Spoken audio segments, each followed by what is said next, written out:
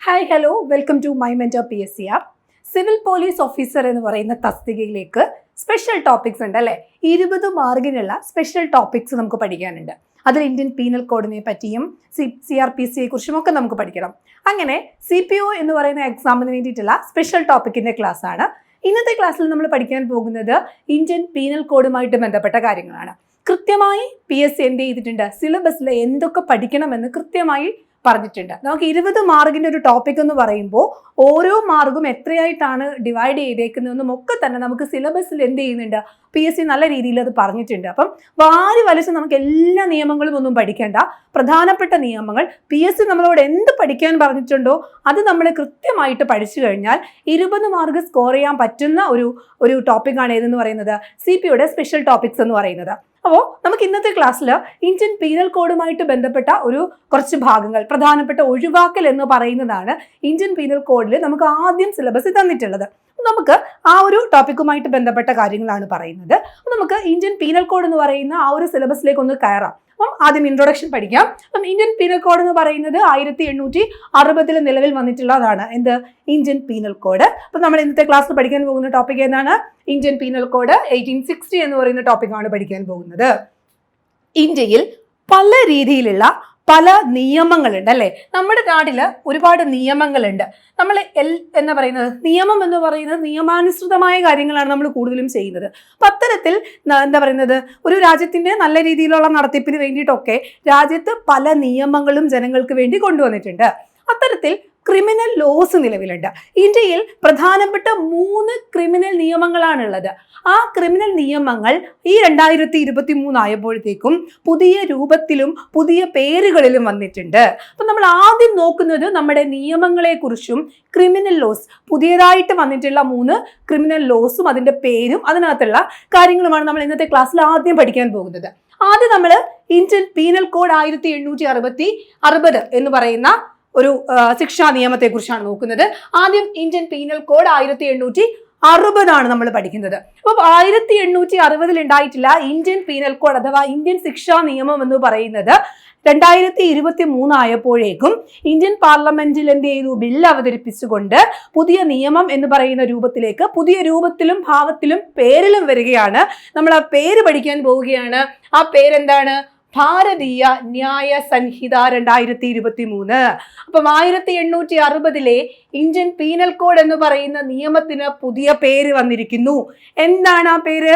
ഭാരതീയ ന്യായ സംഹിത 2023. എന്താണ്? ഭാരതീയ ന്യായ സംഹിത എന്ന് പറയുന്ന നിയമം ഏതാണ്? ഇന്ത്യൻ പീനൽ കോഡ് 1860 പുതിയ രൂപത്തിലുള്ളതാണ്. ഏത്? ഭാരതീയ ന്യായ സംഹിത 2023. അത് നമ്മൾ അറിഞ്ഞു വെച്ചിരിക്കുക. അപ്പം ആദ്യം ഇന്ത്യൻ പീനൽ കോഡ് കഴിഞ്ഞു. ഇനി അടുത്തത് നമുക്ക് പഠിക്കാനുള്ള ഒരു ടോപ്പിക് തന്നെയാണ്. CRPC കുറിച്ച് നമ്മൾ പഠിക്കണം. The code of criminal procedure 1973. 1973 code of criminal procedure എന്ന് പറയുന്ന നിയമം, ആ നിയമം എന്ത് ചെയ്യുന്നു? പുതിയ രൂപത്തിൽ വരുന്നു, പുതിയ പേരിൽ വരുന്നു. എന്താണ് ആ പേര്? ഭാരതീയ നാഗരിക് സുരക്ഷാ സംഹിത. എന്താണ്? ഭാരതീയ നാഗരിക് സുരക്ഷാ സംഹിത 2023. അപ്പം പുതിയ പേരിൽ വീണ്ടും എന്ത് വരുന്നു? ക്രിമിനൽ കോഡ് വരുന്നു. The code of criminal procedure 1973. പുതിയ പേരെന്താണ്? ഭാരതീയ നാഗരിക് സുരക്ഷാ സംഹിത. ഭാരതീയ നാഗരിക് സുരക്ഷാ സംഹിത 2023. എന്തിന്റെ പുതിയ പേരാണ്? The code of criminal procedure 1973. അപ്പം 1973 വന്നിട്ടുള്ള ക്രിമിനൽ പ്രൊസീജിയറിന്, the code of criminal procedure എന്ന് പറയുന്ന നിയമത്തിന്റെ പേര് പുതിയ രൂപത്തിൽ വരുന്നു. എന്താണ് ആ പേരെന്ന് പറയുന്നത്? ഭാരതീയ നാഗരിക് സുരക്ഷാ സംഹിത. നമുക്ക് ഈ നിയമങ്ങളും ഇതിനകത്ത് വരുന്ന കാര്യങ്ങളൊക്കെ കൃത്യമായി പഠിക്കണം. ഇപ്പൊ ഞാൻ പേരിനെ കുറിച്ച് മാത്രമാണ് പറയുന്നത്. ഏറ്റവും ഒടുവിൽ നമ്മൾ 3ാമത്തെ നിയമം പറയുകയാണ്. ഇന്ത്യൻ എവിഡൻസ് ആക്ട് 1872 ഏത്? ഇന്ത്യൻ എവിഡൻസ് ആക്ട് ഉണ്ട്. ഇന്ത്യൻ എവിഡൻസ് ആക്ടിന് പുതിയ പേര് വരുന്നു ഭാരതീയ സാക്ഷ്യ അധിനിയം. എന്താണ്? ഭാരതീയ സാക്ഷ്യ അധിനിയം 2023, ഭാരതീയ സാക്ഷ്യ അധിനിയം 2023, ഇന്ത്യൻ എവിഡൻസ് ആക്ട് 1872 പുതിയ പേരാണ്. അത്തരത്തിൽ ഇന്ത്യയിൽ വന്നിട്ടുള്ള മൂന്ന് പ്രധാന ക്രിമിനൽ നിയമങ്ങളാണ് ഇത്. ഓക്കെ, അപ്പൊ നമുക്ക് ഒന്നും കൂടി പറയാം. 1860 ഇന്ത്യൻ പീനൽ കോഡിന്റെ പുതിയ പേരെന്താണ്? ഭാരതീയ ന്യായ സംഹിത 2023. പിന്നീട് അടുത്ത് എന്താണ് പറഞ്ഞത്? 1973 the code of criminal procedure. എന്താണ്? The code of criminal procedure 1973 പേര് മാറുന്നു. എന്ത് പേരിലേക്ക് വരികയാണ്? ഭാരതീയ നാഗരിക് സുരക്ഷാ സംഹിത 2023 എന്ന് പറയുന്ന നിയമം അതിലേക്ക് മാറുകയാണ്. അത്തരത്തിൽ എന്ത് ചെയ്യാണ്? നമ്മുടെ പണ്ടുണ്ടായിരുന്ന ബ്രിട്ടീഷ് കാലഘട്ടത്തിൽ ഉണ്ടായിരുന്ന നിയമങ്ങൾ തന്നെയാണല്ലേ പിന്തുടർന്ന് വന്നിരുന്നത്. അപ്പൊ ആ നിയമങ്ങളൊക്കെ മാറിക്കൊണ്ട് 2023 കൂടി ഇന്ത്യയിൽ എന്ത് വരികയാണ്? പുതിയ ക്രിമിനൽ നിയമങ്ങൾ വരികയാണ്. അപ്പം എല്ലാ നിയമങ്ങളും മാറുന്നില്ല. ചില നിയമങ്ങളിൽ കൂട്ടിച്ചേർക്കലുകളുണ്ട്, ചില നിയമങ്ങൾ പുതിയതായിട്ട് വരുന്നുണ്ട്. അത്തരത്തിലുള്ള മാറ്റങ്ങളാണ്. മറ്റൊന്ന് ഇന്ത്യൻ എവിഡൻസ് ആക്ട് 1872 ആണ്. 1872 ഇന്ത്യൻ എവിഡൻസ് ആക്ട് ആണ് ഏത് പേരിലേക്ക് മാറുന്നത്? ഭാരതീയ സാക്ഷ്യ അധിനിയം 2023 എന്ന് പറയുന്ന പുതിയ പേരിലേക്ക് വരുന്നത്. അപ്പം ഈ 3 പുതിയ ക്രിമിനൽ നിയമങ്ങളാണ് എന്ത് ചെയ്യുന്നത്? ഇന്ത്യയിൽ വരാൻ പോകുന്നത്. പ്രസിഡന്റ് അംഗീകാരമൊക്കെ നൽകിയിട്ടുണ്ട്, നിലവിൽ വന്നിട്ടില്ല എന്നുള്ളതേ ഉള്ളൂ. അപ്പം ഈ പുതിയ നിയമങ്ങൾ വരുന്നതോടുകൂടി പഴയ നിയമങ്ങളുടെ പേരൊക്കെ മാറി പുതിയ നിയമങ്ങൾ 3 ക്രിമിനൽ ലോസ് ആണ് വരുന്നത്. നമ്മുടെ സിലബസിൽ IPC എന്ന് പറയുന്ന ടോപ്പിക്ക് മാത്രമാണ് നമുക്കിപ്പോൾ പഠിക്കാനുള്ളത്. അതിനുശേഷം വരാൻ പോകുന്ന പുതിയ നിയമങ്ങൾ, ഇന്ത്യയിൽ നിലവിൽ വരാൻ പോകുന്ന 3 ക്രിമിനൽ ലോസിന്റെ പേരുകളും നമ്മൾ പഠിച്ചു കഴിഞ്ഞു. ഇനി നമുക്ക് 4 വഴികൾ നോക്കാം. എങ്ങനെയാണ് ഈ ബില്ല് എന്ത് ചെയ്യുന്നത്? ഈ പറയുന്ന നിയമങ്ങൾ ഇന്ത്യയിൽ വരുന്നത്, അതിന് വരുന്നതിൻ്റെ നമുക്കൊരു ബില്ല് നിയമമാകുമ്പോൾ ഉണ്ടാകുന്ന പ്രൊസീജിയേഴ്സ് ഉണ്ട്. അതിന് നമ്മൾ ഇമ്പോർട്ടൻ്റ് ആയിട്ട് ഡേറ്റ്സും വർഷവും ഒക്കെ നമ്മൾ അറിഞ്ഞിരിക്കണം അല്ലേ. അപ്പം 2023 വരാൻ പോകുന്ന നിയമമാണ്. അങ്ങനെ 2023 ആദ്യമായി ഈ ബില്ല് അവതരിപ്പിച്ചത് 2023 ഓഗസ്റ്റ് മാസം 11. ഏത് ദിവസം? 2023 ഓഗസ്റ്റ് മാസം 11 എന്ത് ചെയ്തു? ഇന്ത്യയുടെ ആഭ്യന്തരമന്ത്രി, ആരാണ് ഇന്ത്യയുടെ ആഭ്യന്തരമന്ത്രി? അമിത്ഷാ ആണ്. ആഭ്യന്തര വകുപ്പിന് ചുമതലയുള്ള ശ്രീ അമിത്ഷാ ആണ് ലോക്സഭയിൽ ആദ്യമായി എന്ത് ചെയ്യുന്നത്? ഈ ബില്ല് അവതരിപ്പിക്കുന്നത്. അങ്ങനെ 2023 ഓഗസ്റ്റ് മാസം 11 ഈ ബില്ല് എവിടെ അവതരിപ്പിക്കുന്നു? ലോക്സഭയിൽ അവതരിപ്പിക്കുന്നു. പക്ഷേ 2023 ഡിസംബർ 12 ആയപ്പോഴത്തേക്കിനും ഈ ബില്ലിനെ അങ്ങ് പിൻവലിക്കാം. ഈ ബില്ലിനെ പിൻവലിച്ചു. 2023 ഡിസംബർ 12 ഈ ബില്ല് പിൻവലിച്ചുകൊണ്ട് അന്നേ ദിവസം തന്നെ രണ്ടാമത് ഒരു പുതിയ ബില്ല്, അതായത് രണ്ടാമത്തെ ബില്ല് എന്ത് ചെയ്യാണ്? ഈ പിൻവലിച്ചതിന് പകരം പുതിയൊരു രണ്ടാമത്തെ ബില്ല് കൂടി എവിടെ അവതരിപ്പിക്കുകയാണ്? ലോക്സഭയിൽ അവതരിപ്പിച്ചു. അങ്ങനെ 2023 ഡിസംബർ 12 തന്നെ രണ്ടാമത്തെ ഒരു ബില്ല് എവിടെ അവതരിപ്പിക്കുകയാണ്? ഒരു ഭാരതീയ ന്യായ സംഹിത എന്ന് പറയുന്ന നിയമം വരുന്നത്, അതുപോലെ തന്നെ നാഗരിക് സുരക്ഷാ സംഹിത എന്ന് പറയുന്ന നിയമങ്ങൾ, ഈ നിയമങ്ങൾക്കൊക്കെ ബാധകമായി വരുന്ന രണ്ടാമത്തെ ഒരു നിയമം എവിടെ അവതരിപ്പിക്കുകയാണ്? ലോക്സഭയിൽ അവതരിപ്പിച്ചു. ഈ നിയമങ്ങളൊക്കെ അവതരിപ്പിക്കുന്നത് ആരാണ്? ഇന്ത്യയുടെ ആഭ്യന്തരമന്ത്രിയാണ് കേട്ടോ. അമിത്ഷാ ആണ് ഈ നിയമങ്ങളൊക്കെ എവിടെ അവതരിപ്പിക്കുന്നത്? പാർലമെന്റിൽ അവതരിപ്പിക്കുന്നത്. അങ്ങനെ 2023 ഡിസംബർ മാസം 12 രണ്ടാമത്തെ ബില്ല് ലോക്സഭയിൽ അവതരിപ്പിക്കുകയും 2023 ഡിസംബർ മാസം 20 അപ്പം ഡിസംബർ മാസം 20 ലോക്സഭ ഈ ബില്ല് പാസ്സാക്കി വിടുന്നു. അപ്പം ലോക്സഭയിൽ എന്നാണ് രണ്ടാമത്തെ ബില്ല് ലോക്സഭയിൽ അവതരിപ്പിക്കുന്നത്? 2023 ഡിസംബർ മാസം 12 രണ്ടാമത്തെ ബില്ല് അവതരിപ്പിക്കുന്നു. ആ അവതരിപ്പിച്ച ബില്ല് 2023 ഡിസംബർ മാസം 20 ലോക്സഭ അംഗീകരിക്കുന്നു. അതിന്റെ തൊട്ടടുത്ത ദിവസം 2023 ഡിസംബർ മാസം 21 രാജ്യസഭ ഈ ബില്ല് പാസ്സാക്കുന്നു. 2023 ഡിസംബർ മാസം 21 രാജ്യസഭയും ഈ ബില്ല് എന്ത് ചെയ്യാണ്? പാസ്സാക്കുന്നു. അപ്പൊ ലോക്സഭ പാസ്സാക്കി, രാജ്യസഭ പാസ്സാക്കി. രണ്ടാമത്തെ നിയമമാണ്, രണ്ടാമത്തെ ബില്ലാണ് കേട്ടോ. ഓക്കെ, അപ്പം രാജ്യസഭയും ലോക്സഭയും പാസ്സാക്കി കഴിഞ്ഞു. അങ്ങനെ ആ ബില്ലിനെ 2023 ഡിസംബർ മാസം 25 ഇന്ത്യൻ രാഷ്ട്രപതി എന്ത് ചെയ്യാണ്? ഒപ്പുവെച്ച് അംഗീകാരം കൊടുക്കുകയാണ്. അപ്പം ആ ബില്ല് രാഷ്ട്രപതി ഒപ്പുവെച്ചതോടുകൂടി എന്താവുന്നു? നിയമമായിട്ട് മാറുന്നു. അപ്പം എന്താണ് നമ്മൾ പഠിച്ചത്? എങ്ങനെയാണ് ഈ ബില്ലുകൾ അവതരിപ്പിച്ചത്, എന്നാണ് അവതരിപ്പിച്ചത്, എങ്ങനെ നിയമമായി മാറുന്നു എന്നുള്ളതാണ്. അപ്പം ഈ ക്രിമിനൽ ലോസിനെ കുറിച്ചുള്ള ആദ്യത്തെ ബില്ല് വരുന്നത് 2023 ഓഗസ്റ്റ് മാസം 11. അങ്ങനെ 11-ന് അമിത്ഷാ അവതരിപ്പിച്ച ബില്ല് എന്ത് ചെയ്യുന്നു, ലോക്സഭയിൽ അവതരിപ്പിക്കുന്നു. ഡിസംബർ മാസം 12-ാം തീയതി അത് പിൻവലിച്ചുകൊണ്ട് രണ്ടാമത്തെ ബില്ല് ആ ദിവസം 2023 ഡിസംബർ 12-ന് രണ്ടാമത്തെ ബില്ല് ലോക്സഭയിൽ അവതരിപ്പിക്കുകയും ആ ബില്ല് 2023 ഡിസംബർ മാസം 20-ാം തീയതി ആര് പാസ്സാക്കുന്നു, ലോക്സഭ പാസ്സാക്കുന്നു. അങ്ങനെ ഡിസംബർ 20-ന് ലോക്സഭ പാസ്സാക്കി, ഡിസംബർ 21-ന് ആര് പാസ്സാക്കുന്നു, രാജ്യസഭ പാസ്സാക്കി, രാഷ്ട്രപതിക്ക് ഇത് കൊടുക്കുന്നു. അങ്ങനെ 2023 ഡിസംബർ മാസം 25-നാണ് രാഷ്ട്രപതി ഈ ബില്ലിൽ എന്ത് ചെയ്യുന്നത്, ഒപ്പുവെച്ചുകൊണ്ട് നിയമമായി മാറുന്നത്. ഇതിന് അംഗീകാരം കൊടുക്കുന്നത് 2023 ഡിസംബർ മാസം 25-ന് ഇന്ത്യൻ രാഷ്ട്രപതിയുടെ അംഗീകാരം ലഭിക്കുകയും ചെയ്യുന്നു. നിലവിൽ ഇന്ത്യൻ രാഷ്ട്രപതി അംഗീകരിച്ച ബില്ലാണിത്. ഇന്ത്യയിൽ പ്രാബല്യത്തിൽ വന്നിട്ടില്ല. ഈ ജൂലൈയോടെ പ്രാബല്യത്തിൽ വരും എന്നാണ് പറയപ്പെടുന്നത്. അപ്പം അത്തരത്തിൽ എന്ത് ചെയ്യാണ്, നിലവിൽ എന്ത് ചെയ്യുന്നു, 2023 ഡിസംബർ മാസം 25-ന് ഇന്ത്യയുടെ രാഷ്ട്രപതിയായിട്ടുള്ള ശ്രീമതി ദ്രൗപദി മുർമു എന്ത് ചെയ്യാണ്, ഈ ബില്ലിന് അംഗീകാരം കൊടുക്കുകയും ചെയ്തിട്ടുണ്ട്. ഓക്കെ, അപ്പം അത്രയും കാര്യങ്ങളാണ് പുതിയ ക്രിമിനൽ ലോസുമായിട്ട് ബന്ധപ്പെട്ട് നമ്മൾ അറിഞ്ഞിരിക്കേണ്ട കാര്യങ്ങളാണ്. നമുക്ക് പുതിയ ക്രിമിനൽ ലോസിനെ കുറിച്ച് ഡീറ്റെയിൽഡ് ആയിട്ട് പഠിക്കാൻ PSC പറഞ്ഞിട്ടില്ല.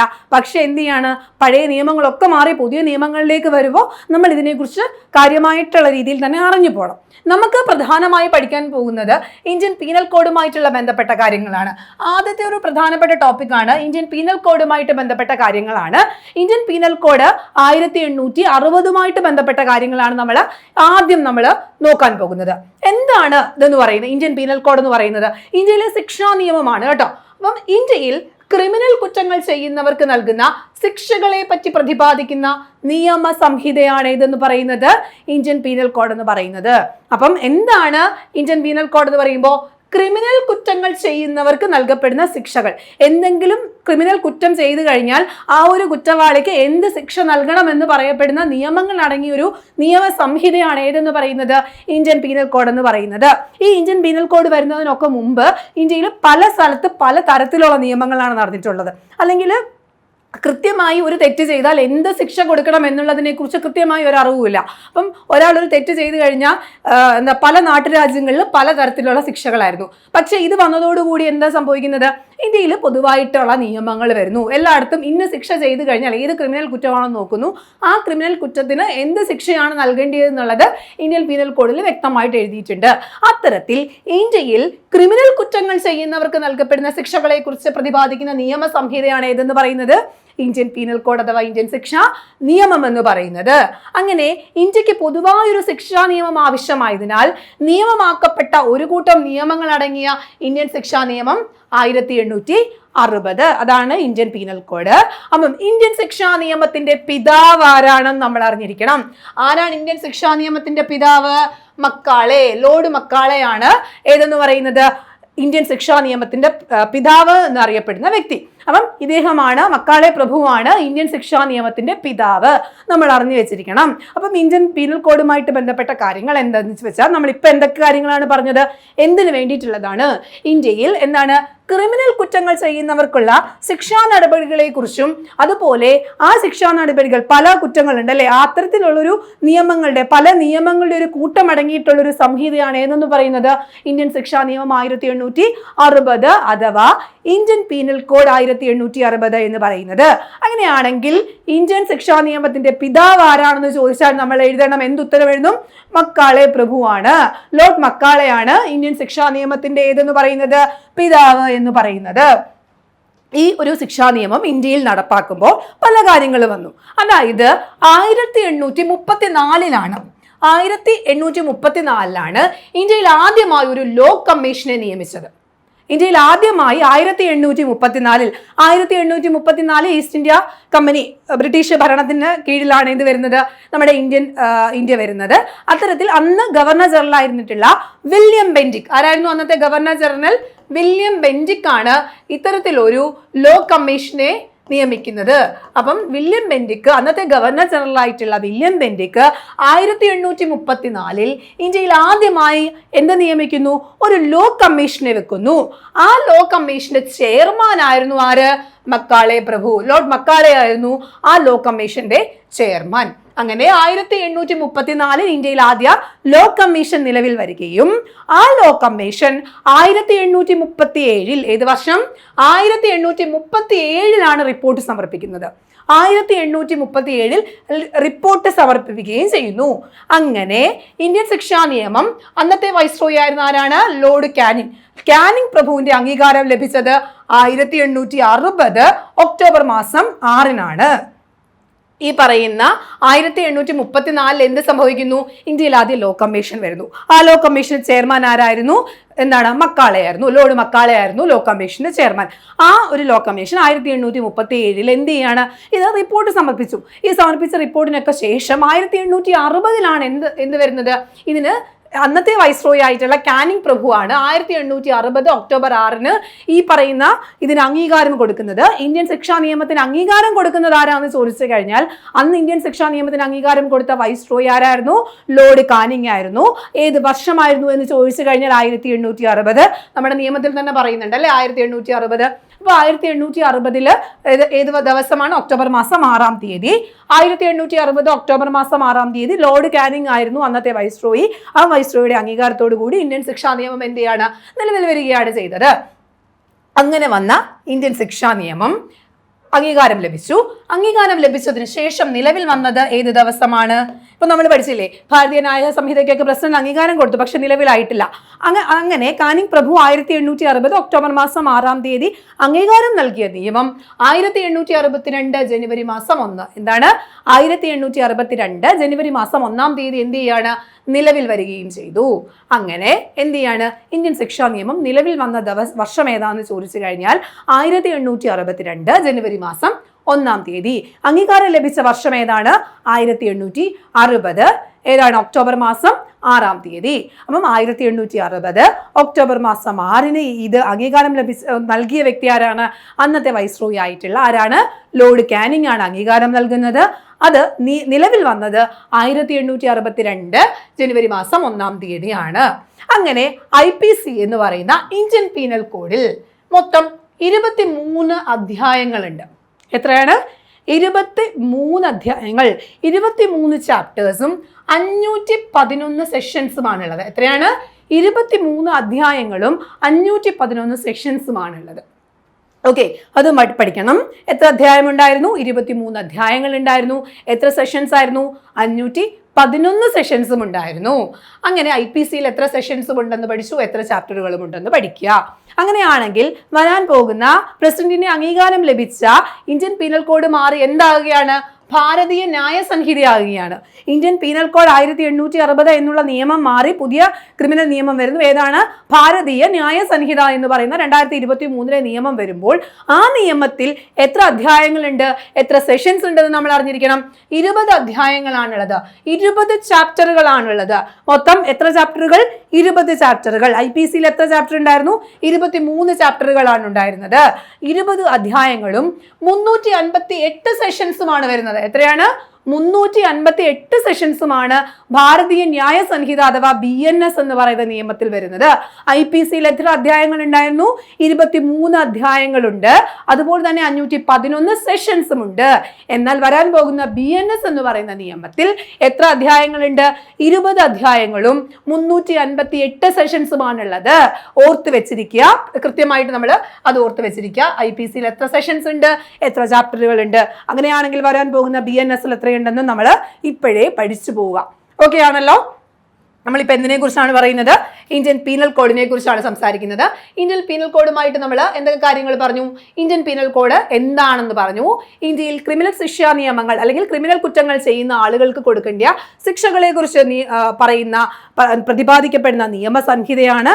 നിയമങ്ങളുടെ ഒരു കൂട്ടമാണ് ഇന്ത്യൻ പീനൽ കോഡ് 1860 എന്ന് പറയുന്നത്. ഇന്ത്യൻ ശിക്ഷാ നിയമത്തിന്റെ പിതാവ് ലോർഡ് മക്കാളെയാണെന്ന് നമ്മൾ പഠിച്ചു. 1834 വില്യം ബെന്റിക്, അന്നത്തെ ഗവർണർ ജനറൽ ആയിട്ടുള്ള വില്യം ബെന്റിക് എന്ത് ചെയ്യുന്നു? നമ്മുടെ ഒരു ലോ കമ്മീഷൻ, ഇന്ത്യയിൽ ആദ്യത്തെ ലോ കമ്മീഷനെ നിലവിൽ വരുത്തുന്നു. അത് ലോർഡ് മക്കാളയാണ് അതിന്റെ ചെയർമാനായിട്ട് വരുന്നത്. അങ്ങനെ ഇന്ത്യയിൽ ഒരു ലോ കമ്മീഷൻ വരികയും അവർ അതിനെക്കുറിച്ചൊക്കെ പഠിച്ചിട്ട് 1837 എന്ത് ചെയ്യുന്നു, റിപ്പോർട്ട് സമർപ്പിക്കുകയും ചെയ്യുന്നുണ്ട്. അതിനുശേഷം 1860 ഒക്ടോബർ മാസം 6-ാം തീയതി ഇന്ത്യയുടെ അന്നത്തെ വൈസ്രോയി ആയിരുന്നിട്ടുള്ള ആരാണ്, ലോർഡ് കാനിങ് ഇതിന് അംഗീകാരം കൊടുക്കുകയും 1862 ജനുവരി മാസം 1-ാം തീയതി ഇത് എന്ത് ചെയ്യുകയും ചെയ്യാണ്, നിലവിൽ വരികയും ചെയ്യുകയാണ്. അങ്ങനെ നിലവിൽ വന്നപ്പോൾ IPC-യിൽ എന്തൊക്കെ കാര്യങ്ങളുണ്ടെന്ന് നമ്മൾ പഠിക്കുകയാണ്. IPC എന്ന് പറയുന്ന ഇന്ത്യൻ പീനൽ കോഡിൽ 23 അധ്യായങ്ങളാണുള്ളത്. എത്ര സെഷൻസ് ഉണ്ട്? 511 സെഷൻസ് ഉണ്ട്. അതിന് IPC എന്ന് പറയുന്ന ശിക്ഷാ നിയമം മാറി പുതിയ ശിക്ഷാ നിയമമായിട്ടുള്ള ഭാരതീയ നിയമസംഹിത വരുമ്പോൾ എത്ര അധ്യായങ്ങളുണ്ട്, എത്ര സെഷൻസ് ഉണ്ടെന്ന് നമ്മൾ ഇപ്പോഴേ പഠിച്ചു പോവുകയാണ്. എത്ര അധ്യായങ്ങളുണ്ട്? 20 അധ്യായങ്ങളുണ്ട്. എത്ര സെഷൻസ് ഉണ്ട്? 358 സെഷൻസുകളുമാണ് ഇതിലുള്ളത്, BNS-ലുള്ള. അപ്പൊ ഇത്രയുമാണ് നമ്മൾ ഇൻട്രൊഡക്ഷൻ ആയിട്ട് പഠിച്ചു പോകുന്ന കാര്യങ്ങൾ. ഇന്ത്യൻ പീനൽ കോഡ് എന്ന് പറയുന്ന ടോപ്പിക്കിൽ PSC നമ്മളോട് ആദ്യം പറയുന്ന ടോപ്പിക്കാണ് എന്താണ്, പൊതുവായ ഒഴിവാക്കലുകൾ എന്ന് പറയുന്ന ഒരു സെഷനാണ്. അതായത് എന്താണ്, ജനറൽ എക്സെപ്ഷൻസ് എന്നുള്ളതാണ്, പൊതുവായ ഒഴിവാക്കലാണ് PSC നമ്മളോട് പറയുന്ന നമുക്ക് ആദ്യം നോക്കി പോകേണ്ട ടോപ്പിക്. അപ്പം ആ ഒരു ടോപ്പിക്കിൽ പൊതുവായ ഒഴിവാക്കലിൽ ഏതൊക്കെ സെഷനുകൾ പഠിക്കണമെന്നും എന്തൊക്കെ പഠിക്കണമെന്നും കൃത്യമായിട്ട് എന്ത് ചെയ്യുന്നുണ്ട്, PSC നമുക്ക് നിർദ്ദേശം നൽകുന്നുണ്ട്. അപ്പം നമുക്ക് പൊതുവായ ഒഴിവാക്കൽ എന്ന് പറയുന്ന ടോപ്പിക്കിലേക്ക് പോവാം.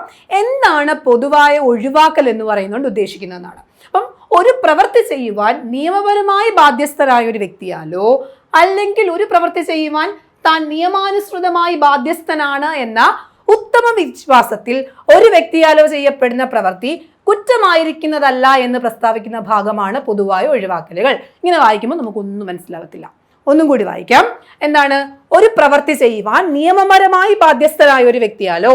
അപ്പം നമ്മൾക്ക് കുറച്ച് നിയമങ്ങളുണ്ട് അല്ലേ, ചില കാര്യങ്ങൾ നമ്മൾ എന്ത് ചെയ്യണം, എങ്ങനെയുള്ള കാര്യങ്ങൾ ചെയ്യണം, എന്ത് തെറ്റാണ്, ഇന്ന കാര്യങ്ങൾ ശരിയാണ്, ഇന്ന കാര്യങ്ങൾ തെറ്റാണെന്നുള്ള പല നിയമങ്ങളുണ്ട്. ആ നിയമങ്ങളുടെ അടിസ്ഥാനത്തിലാണ് എന്ത് ചെയ്യുന്നത്, നമ്മുടെ നാട്ടിലുള്ള ഭരണ സംവിധാനങ്ങളും നമ്മുടെ നാട്ടിലുള്ള ക്രമസമാധാനങ്ങളും ഒക്കെ മുന്നോട്ട് പോകുന്നത് ഇത്തരത്തിലുള്ള നിയമങ്ങൾ വെച്ചിട്ടാണ്. അപ്പം എനിക്കിപ്പോൾ ഈ സൊസൈറ്റിയിൽ ഇവിടെ ഇന്ത്യ എന്ന് പറയുന്ന രാജ്യത്ത് എന്തൊക്കെ നിയമങ്ങൾ പാലിക്കണം, അല്ലെങ്കിൽ ഒരു വ്യക്തി എന്ന നിലയിൽ എന്തൊക്കെ നിയമങ്ങൾ ഞാൻ പാലിക്കാൻ ബാധ്യസ്ഥനാണ്, എന്തൊക്കെ കാര്യങ്ങൾ ചെയ്യാൻ ബാധ്യസ്ഥനാണെന്നുള്ളത് കൃത്യമായ രേഖകളുണ്ട്. അപ്പം നിയമങ്ങളുണ്ട്. ആ നിയമങ്ങളുടെ അടിസ്ഥാനത്തിലാണ് എന്ത് ചെയ്യുന്നത്, നമ്മൾ കാര്യങ്ങൾ പ്രവർത്തിക്കുന്നത്. അപ്പം അത്തരത്തിൽ നമ്മുടെ ഒരു നിയമങ്ങൾ പാലിക്കാൻ ബാധ്യസ്ഥനായ ഒരു വ്യക്തി അത്തരത്തിൽ ഞാൻ ഈ നിയമം പാലിക്കണമെന്ന് ഉത്തമ വിശ്വാസമുണ്ട്. പക്ഷേ ചില സാഹചര്യങ്ങളിൽ, ചില അവസ്ഥകളിൽ നമ്മൾ ആ നിയമങ്ങൾക്കൊക്കെ അപ്പുറത്തേക്ക് ചില നിയമത്തിന് വിരുദ്ധമായ ചില കാര്യങ്ങൾ ചെയ്യും. അതായത് എന്തെങ്കിലും ചെറിയ തെറ്റുകൾ നമ്മൾ നിയമത്തിന് വിരുദ്ധമായി ചെയ്യും. പക്ഷേ ആ ഒരു സാഹചര്യത്തിന് അനിവാര്യമായിരിക്കുന്ന രീതിയിലായിരിക്കും അത് ചെയ്യുന്നത്. അപ്പോൾ ആ ഒരു നടപടി അല്ലാതെ മറ്റൊന്നും ചെയ്യാൻ പറ്റാത്ത സാഹചര്യത്തിൽ, എനിക്കറിയാം ചെയ്യുന്നത് തെറ്റാണെന്നും അങ്ങനെ സംഭവിച്ചു പോകുന്നതും ഒക്കെ അറിയാവുന്ന സാഹചര്യത്തിൽ എല്ലാ തെറ്റുകളും തെറ്റാണെന്ന് നമുക്ക് പൂർണ്ണമായി പറയാൻ കഴിയില്ല. അത്തരത്തിലുള്ള ചില തെറ്റുകൾ അല്ലെങ്കിൽ ചില നിയമാനുസൃതമല്ലാത്ത കാര്യങ്ങൾക്ക് എന്ത് ചെയ്യുന്നുണ്ട്, നിയമം ചില ഒഴിവാക്കൽ നൽകുന്നുണ്ട്.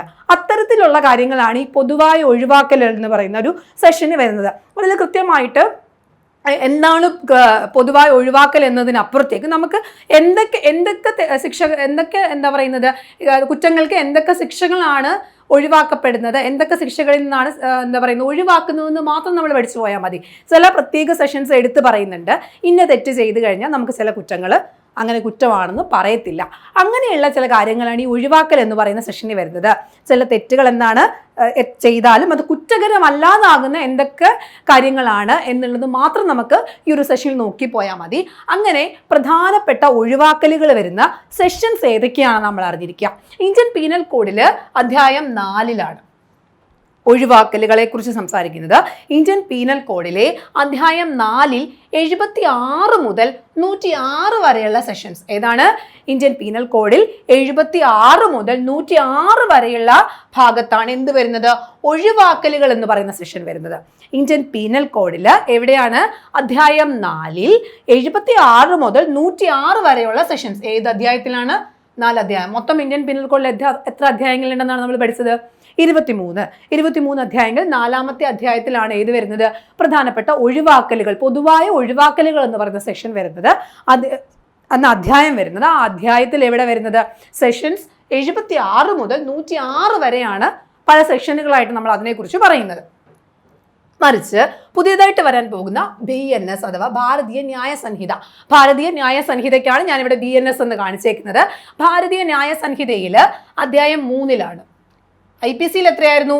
അധ്യായം 4-ലാണെങ്കിൽ BNSൽ വരുമ്പോൾ അതെവിടെയാണ് വരുന്നത്? BNSൽ വരുമ്പോൾ അധ്യായം 3-ലേക്ക് വരികയാണ്. 3-ാമത്തെ അധ്യായത്തിലാണ് എവിടെ വരുന്നത്? BNSൽ വരുന്നത്. സെഷൻ 14 മുതൽ 44 വരെയാണ് എന്താണ് വരുന്നത്? പൊതുവായ ഒഴിവാക്കൽ. 44 വരെ, 14 മുതൽ 44 വരെയാണ് പൊതുവായ ഒഴിവാക്കൽ വരുന്നത്. ഇവിടെ IPCയിലെ 76 മുതൽ 106 വരെയാണ് എന്ത്? പൊതുവായ ഒഴിവാക്കലിനെ കുറിച്ച് വരുന്നത്. നമുക്ക് ഈ പൊതുവായ ഒഴിവാക്കലിൽ എല്ലാ സെഷൻസും പഠിച്ചു പോകേണ്ട. PSC പറഞ്ഞിട്ടുള്ള ഒരു കുറച്ച് സെഷൻസ് ഉണ്ട്, അത് മാത്രം പഠിച്ചു പോയാൽ മതി. നമുക്ക് ഒന്നും കൂടി നോക്കാം. നമ്മൾ പൊതുവായ ഒഴിവാക്കൽ എന്ന് പറയുന്ന ഒരു സെഷനാണ് നമുക്ക് ആദ്യം PSC പഠിക്കാൻ തന്നിട്ടുള്ളത്. അപ്പം ഒരു സെറ്റ് ചെയ്ത് കഴിഞ്ഞാൽ ചില ഇളവുകളുണ്ട്. അത്തരത്തിലുള്ള ഇളവുകളാണ് ഈ പറയുന്ന പൊതുവായ ഒഴിവാക്കൽ എന്ന് പറയുന്ന സെഷനിൽ ഉൾപ്പെടുത്തിയിട്ടുള്ളത്. അങ്ങനെ IPC ഇന്ത്യൻ പീനൽ കോഡിൽ ഏത് അധ്യായത്തിലാണ് ഇതിനെക്കുറിച്ച് പ്രതിപാദിക്കുന്നത്? അധ്യായം 4-ലാണ് പറയുന്നത് നമ്മൾ പഠിച്ചു.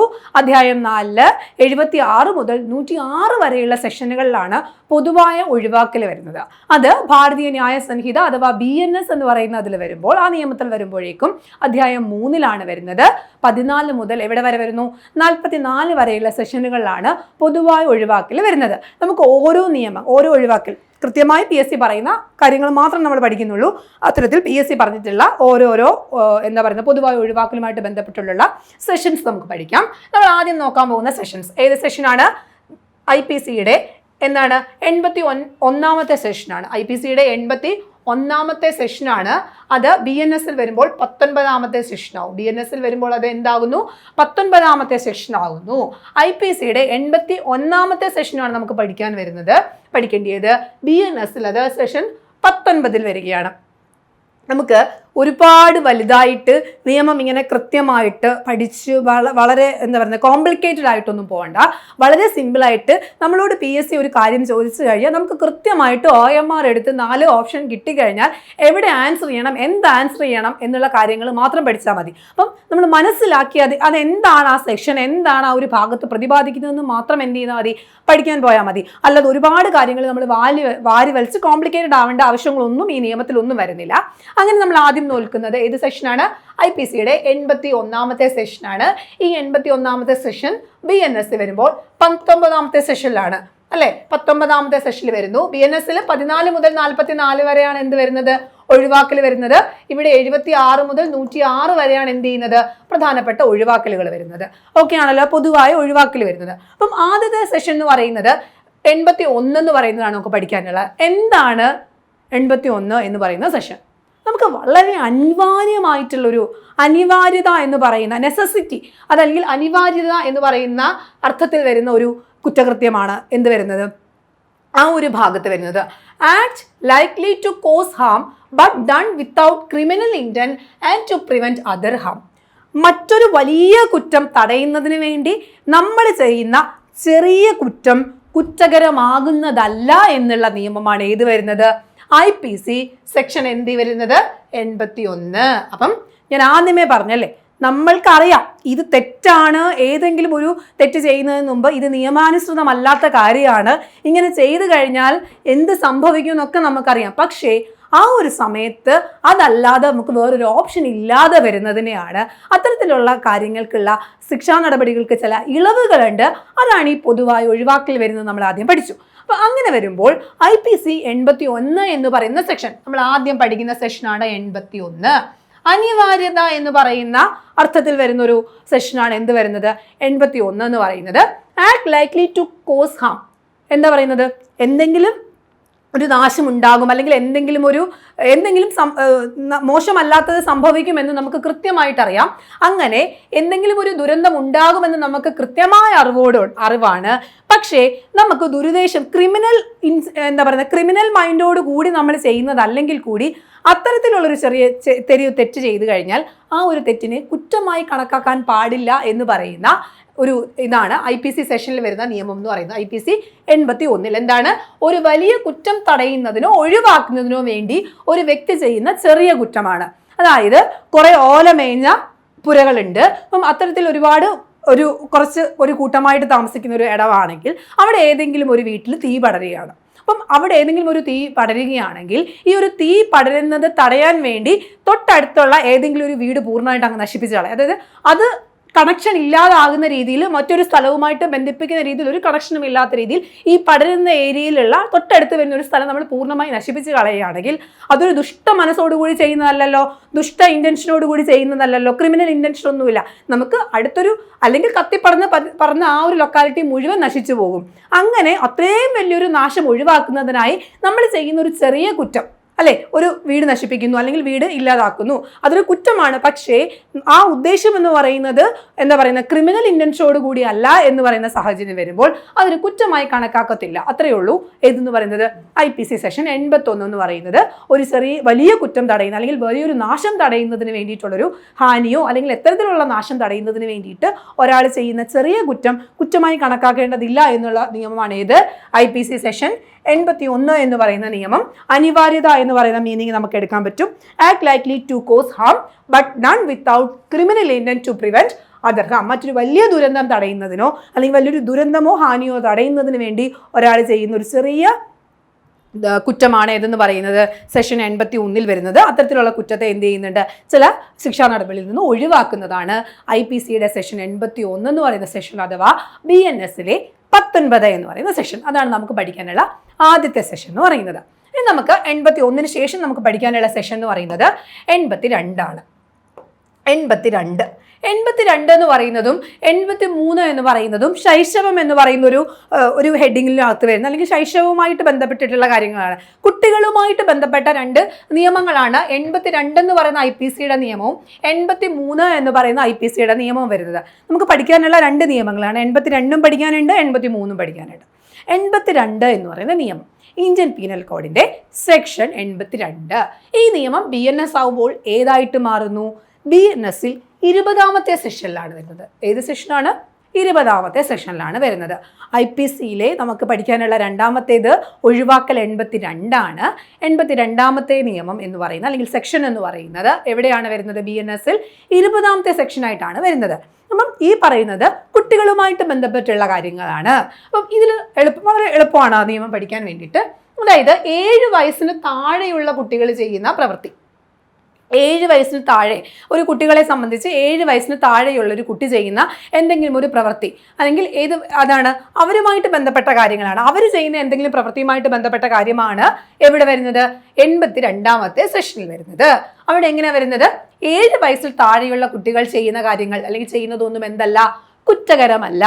7 വയസ്സ് വരെ അല്ലെങ്കിൽ നമ്മുടെ ഒരു കുട്ടി 1 വയസ്സ് പോലെ 7 വയസ്സ് വരെ എടുത്തു കഴിഞ്ഞാൽ ആ ഒരു പ്രായളവിൽ അവൻ ചെയ്യുന്ന കാര്യങ്ങളൊന്നും കുറ്റകരമല്ല എന്ന് പറയുന്ന നിയമമാണ് ഏതെന്ന് പറയുന്നത്? ഏതാണ് സെഷൻ? 82ാമത്തെ സെഷൻ. അപ്പൊ 82ാമത്തെ സെഷൻ എന്താ പറയുന്നത്? 7 വയസ്സ് വരെയുള്ള കുട്ടികൾ ചെയ്യുന്ന പ്രവൃത്തിയാണ്. അത്തരത്തിൽ 7 വയസ്സ് വരെ ഒരു കുട്ടി ചെയ്യുന്ന കുറ്റങ്ങളൊന്നും കുറ്റകരമല്ല എന്നാണ് പറയുന്നത്. കാരണം 7 വയസ്സുള്ള ഒരു കുട്ടിക്ക് അയാൾ ചെയ്യുന്ന തെറ്റാണോ ശരിയാണോ എന്നൊന്നും മനസ്സിലാക്കാത്ത ഒരു പ്രായമാണ്. അപ്പൊ അത്തരത്തിൽ 7 വയസ്സ് വരെ ഒരു കുട്ടി ചെയ്യുന്ന തെറ്റുകളൊന്നും എന്തല്ല എന്നാ പറയുന്നത്? കുറ്റകരമല്ല എന്ന് പ്രതിപാദിക്കുന്ന നിയമമാണ് ഏത്? IPC സെഷൻ 82 എന്ന് പറയുന്ന സെഷൻ. IPC സെഷൻ 82 7 വയസ്സ് വരെയുള്ള കുട്ടികളെ കുറിച്ച് പറയുന്നു. അങ്ങനെയാണെങ്കിൽ 83 എന്ന് പറയുന്ന സെഷൻ, 83 എന്ന് പറയുന്ന സെക്ഷനും കുട്ടികളുമായിട്ട് ബന്ധപ്പെട്ടാണ്. 7 മുതൽ 12 വയസ്സ് വരെയുള്ള കുട്ടികളെ കുറിച്ചാണ്. Above 7 and under 12. അതായത് ഒരു ഇമ്മച്വർ അണ്ടർസ്റ്റാൻഡിങ്, അവർക്ക് ഈ പറയുന്ന 7 വയസ്സിനും 12 വയസ്സിനും ഇടയിലുള്ള കുട്ടി, 7 വയസ്സിനും 12 വയസ്സിനും ഇടയിലുള്ള ഒരു കുട്ടികൾക്ക് അവർക്ക് കൃത്യമായി ഒരു അവരുടെ അപക്വമായ കാര്യങ്ങളായിരിക്കും അവർക്കത് തെറ്റാണോ ശരിയാണോ എല്ലാവർക്കും ഒരുപോലെ ആവണം എന്നില്ല. അപ്പൊ ആ ഒരു പ്രായത്തിനിടയിലുള്ള ഇമ്മച്വർ ആയിട്ടുള്ള ഒരു അണ്ടർസ്റ്റാൻഡിങ് ഉള്ള, കൃത്യമായി എല്ലാ കാര്യങ്ങളെ കൃത്യമായി തിരിച്ചറിവ് എടുക്കുന്നൊരു പ്രായമാണ്. അപ്പം ആ ഒരു പ്രായത്തിൽ ചെയ്യുന്ന കാര്യങ്ങളെക്കുറിച്ചും അങ്ങനെയുള്ള ആ ഒരു പ്രായത്തിൽ വരുന്ന കുറ്റകൃത്യങ്ങളെ കുറിച്ചുമാണ് IPC സെഷൻ 83 പറയുന്നത്. IPCയുടെ 83ാമത്തെ സെഷനിൽ എന്താണ് പറയുന്നതെന്ന് ചോദിച്ചു കഴിഞ്ഞാൽ 7 വയസ്സിനും 12 വയസ്സിനും ഇടയിലുള്ള കുട്ടികളെ കുറിച്ചുള്ള കാര്യങ്ങളാണ്, അവരുടെ ചില പ്രവൃത്തികളെ കുറിച്ചാണ് പറയുന്നത്. അപ്പം 7 വയസ്സിനും 12 വയസ്സിനും ഇടയ്ക്ക് പ്രായമുള്ള ഒരു കുട്ടി തൻ്റെ അപക്വമായ ധാരണാശക്തിയാൽ ചെയ്യപ്പെടുന്ന ഒരു പ്രവൃത്തിക്കും അയാൾ കുറ്റക്കാരനായിരിക്കില്ല എന്ന് പ്രതിപാദിക്കുന്ന വകുപ്പാണ്. അപ്പം 7 വയസ്സിനും 12 വയസ്സിനും ഇടയിലുള്ളൊരു കുട്ടി എന്തെങ്കിലും ഒരു കുറ്റം ചെയ്തു കഴിഞ്ഞാൽ അത് അവൻ്റെ പക്വതയില്ലാത്ത മനസ്സിൻ്റെ ഒരു പക്വതയില്ലാത്തൊരു തീരുമാനത്തിൻ്റെയോ പക്വതയില്ലാത്തതിൻ്റെയോ പ്രശ്നം കൊണ്ടുണ്ടാവുന്ന ഒരു കുറ്റമാണെങ്കിൽ അത് കുറ്റകരമല്ല എന്ന് പ്രതിപാദിക്കുന്ന വകുപ്പാണേത്?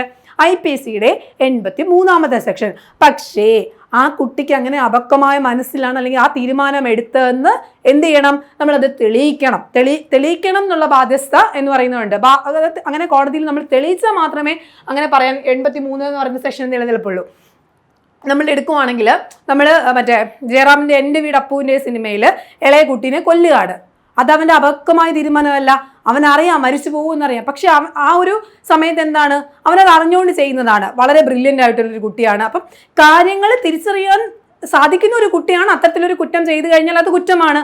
പക്ഷേ ആ തീരുമാനം ഇങ്ങനെയൊക്കെ സംഭവിക്കുമെന്നൊന്നും എടുക്കാൻ പറ്റാത്തൊരു സമയത്ത് അപക്വമായ തീരുമാനത്തിൽ അവൻ ചെയ്യുന്നൊരു കുറ്റമാണെങ്കിൽ അതെന്തല്ല, കുറ്റമല്ല എന്നാണ് IPC 83 പറയുന്നത്.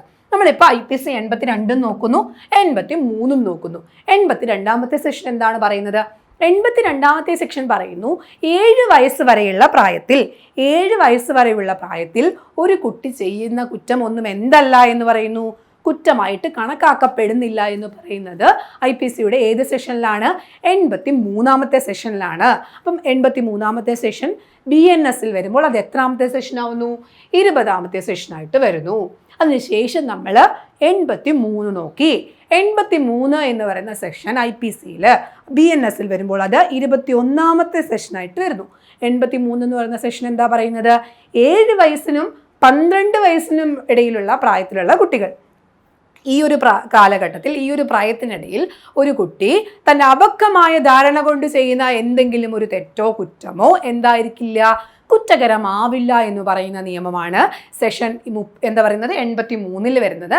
അതിന് മറ്റൊരു പ്രത്യേകത എന്ന് പറയുന്നത്, ആ കുട്ടി അല്ലെങ്കിൽ ഈ പ്രായത്തിനിടയിലുള്ള ഒരു കുട്ടി ഇങ്ങനെ ഒരു കുറ്റകൃത്യം ചെയ്തു കഴിഞ്ഞാൽ, എന്തെങ്കിലും ഒരു കുറ്റകൃത്യം ചെയ്തു കഴിഞ്ഞാൽ അവൻ്റെ അപക്വമായ മനസ്സുകൊണ്ടോ തീരുമാനമെടുക്കാൻ പറ്റാത്തതിൻ്റെയോ പക്വതയില്ലാത്തതിൻ്റെയോ ആണെന്ന് നമ്മൾ എന്ത് ചെയ്യണം?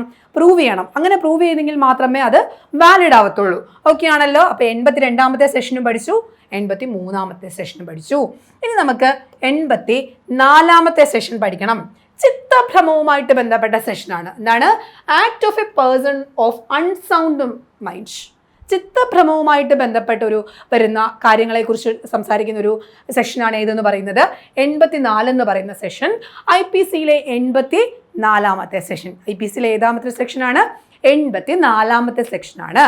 ആ സെക്ഷൻ BNSൽ വരുമ്പോൾ, ഭാരതീയ ന്യായ സംഹിതയിൽ വരുമ്പോൾ 22ാമത്തെ സെഷനായിട്ട് മാറും. ഓക്കെ, അപ്പോൾ IPCയുടെ സെഷൻ ഇപ്പം നമ്മൾ പഠിക്കുന്ന ഏത് സെഷനാണ്? 84 ഏതുമായിട്ട് ബന്ധപ്പെട്ട് വരുന്ന സെഷനാണെന്ന് ഞാൻ പറഞ്ഞു.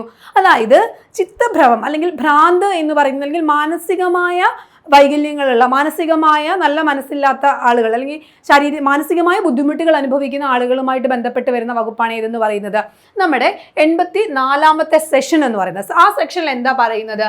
ഒരു കൃത്യം ചെയ്യുന്ന സമയത്ത് ചിത്തഭ്രമത്താൽ ആ പ്രവൃത്തിയുടെ സ്വഭാവമോ അല്ലെങ്കിൽ അയാൾ ചെയ്യുന്നത് നിയമവിരുദ്ധമാണെന്നോ തെറ്റാണെന്നോ മനസ്സിലാക്കാൻ കഴിവില്ലാത്ത ഒരാൾ ചെയ്യുന്ന യാതൊന്നും കുറ്റകരമല്ല. അതായത് ഈ പറയുന്ന ചിത്തഭ്രമം ഒക്കെയുള്ള ആളുകൾക്ക് അവർ ചെയ്യുന്ന എന്താണെന്ന് അവർക്കറിയത്തില്ല, അല്ലേ? ചെയ്യുന്നത് എന്താണെന്നും അറിയില്ല, ചെയ്തു കഴിഞ്ഞാൽ എന്ത് സംഭവിക്കുമെന്നോ ആ ചെയ്യുന്ന കുറ്റത്തിൻ്റെ വ്യാപ്തി ഒന്നും അറിയില്ല. അത്തരത്തിലുള്ളൊരു വ്യക്തി ഒരു കുറ്റം ചെയ്തു കഴിഞ്ഞാൽ അത് കുറ്റകരമായും കണക്കാക്കില്ല. നമുക്കറിയാം ചില കേസുകളൊക്കെ വരുമ്പോഴത്തേക്കിന് അവ മാനസിക നില തെറ്റിയ വ്യക്തിയായിരുന്നു എന്നോ ഭ്രാന്തുള്ള വ്യക്തിയായിരുന്നു എന്നൊക്കെ വാദിച്ച് ഒരുപാട് കേസുകൾ മാറുന്നുണ്ട്, അല്ലെ? കുറ്റത്തിൽ നിന്ന് വിമുക്തനാക്കുന്നുണ്ട്.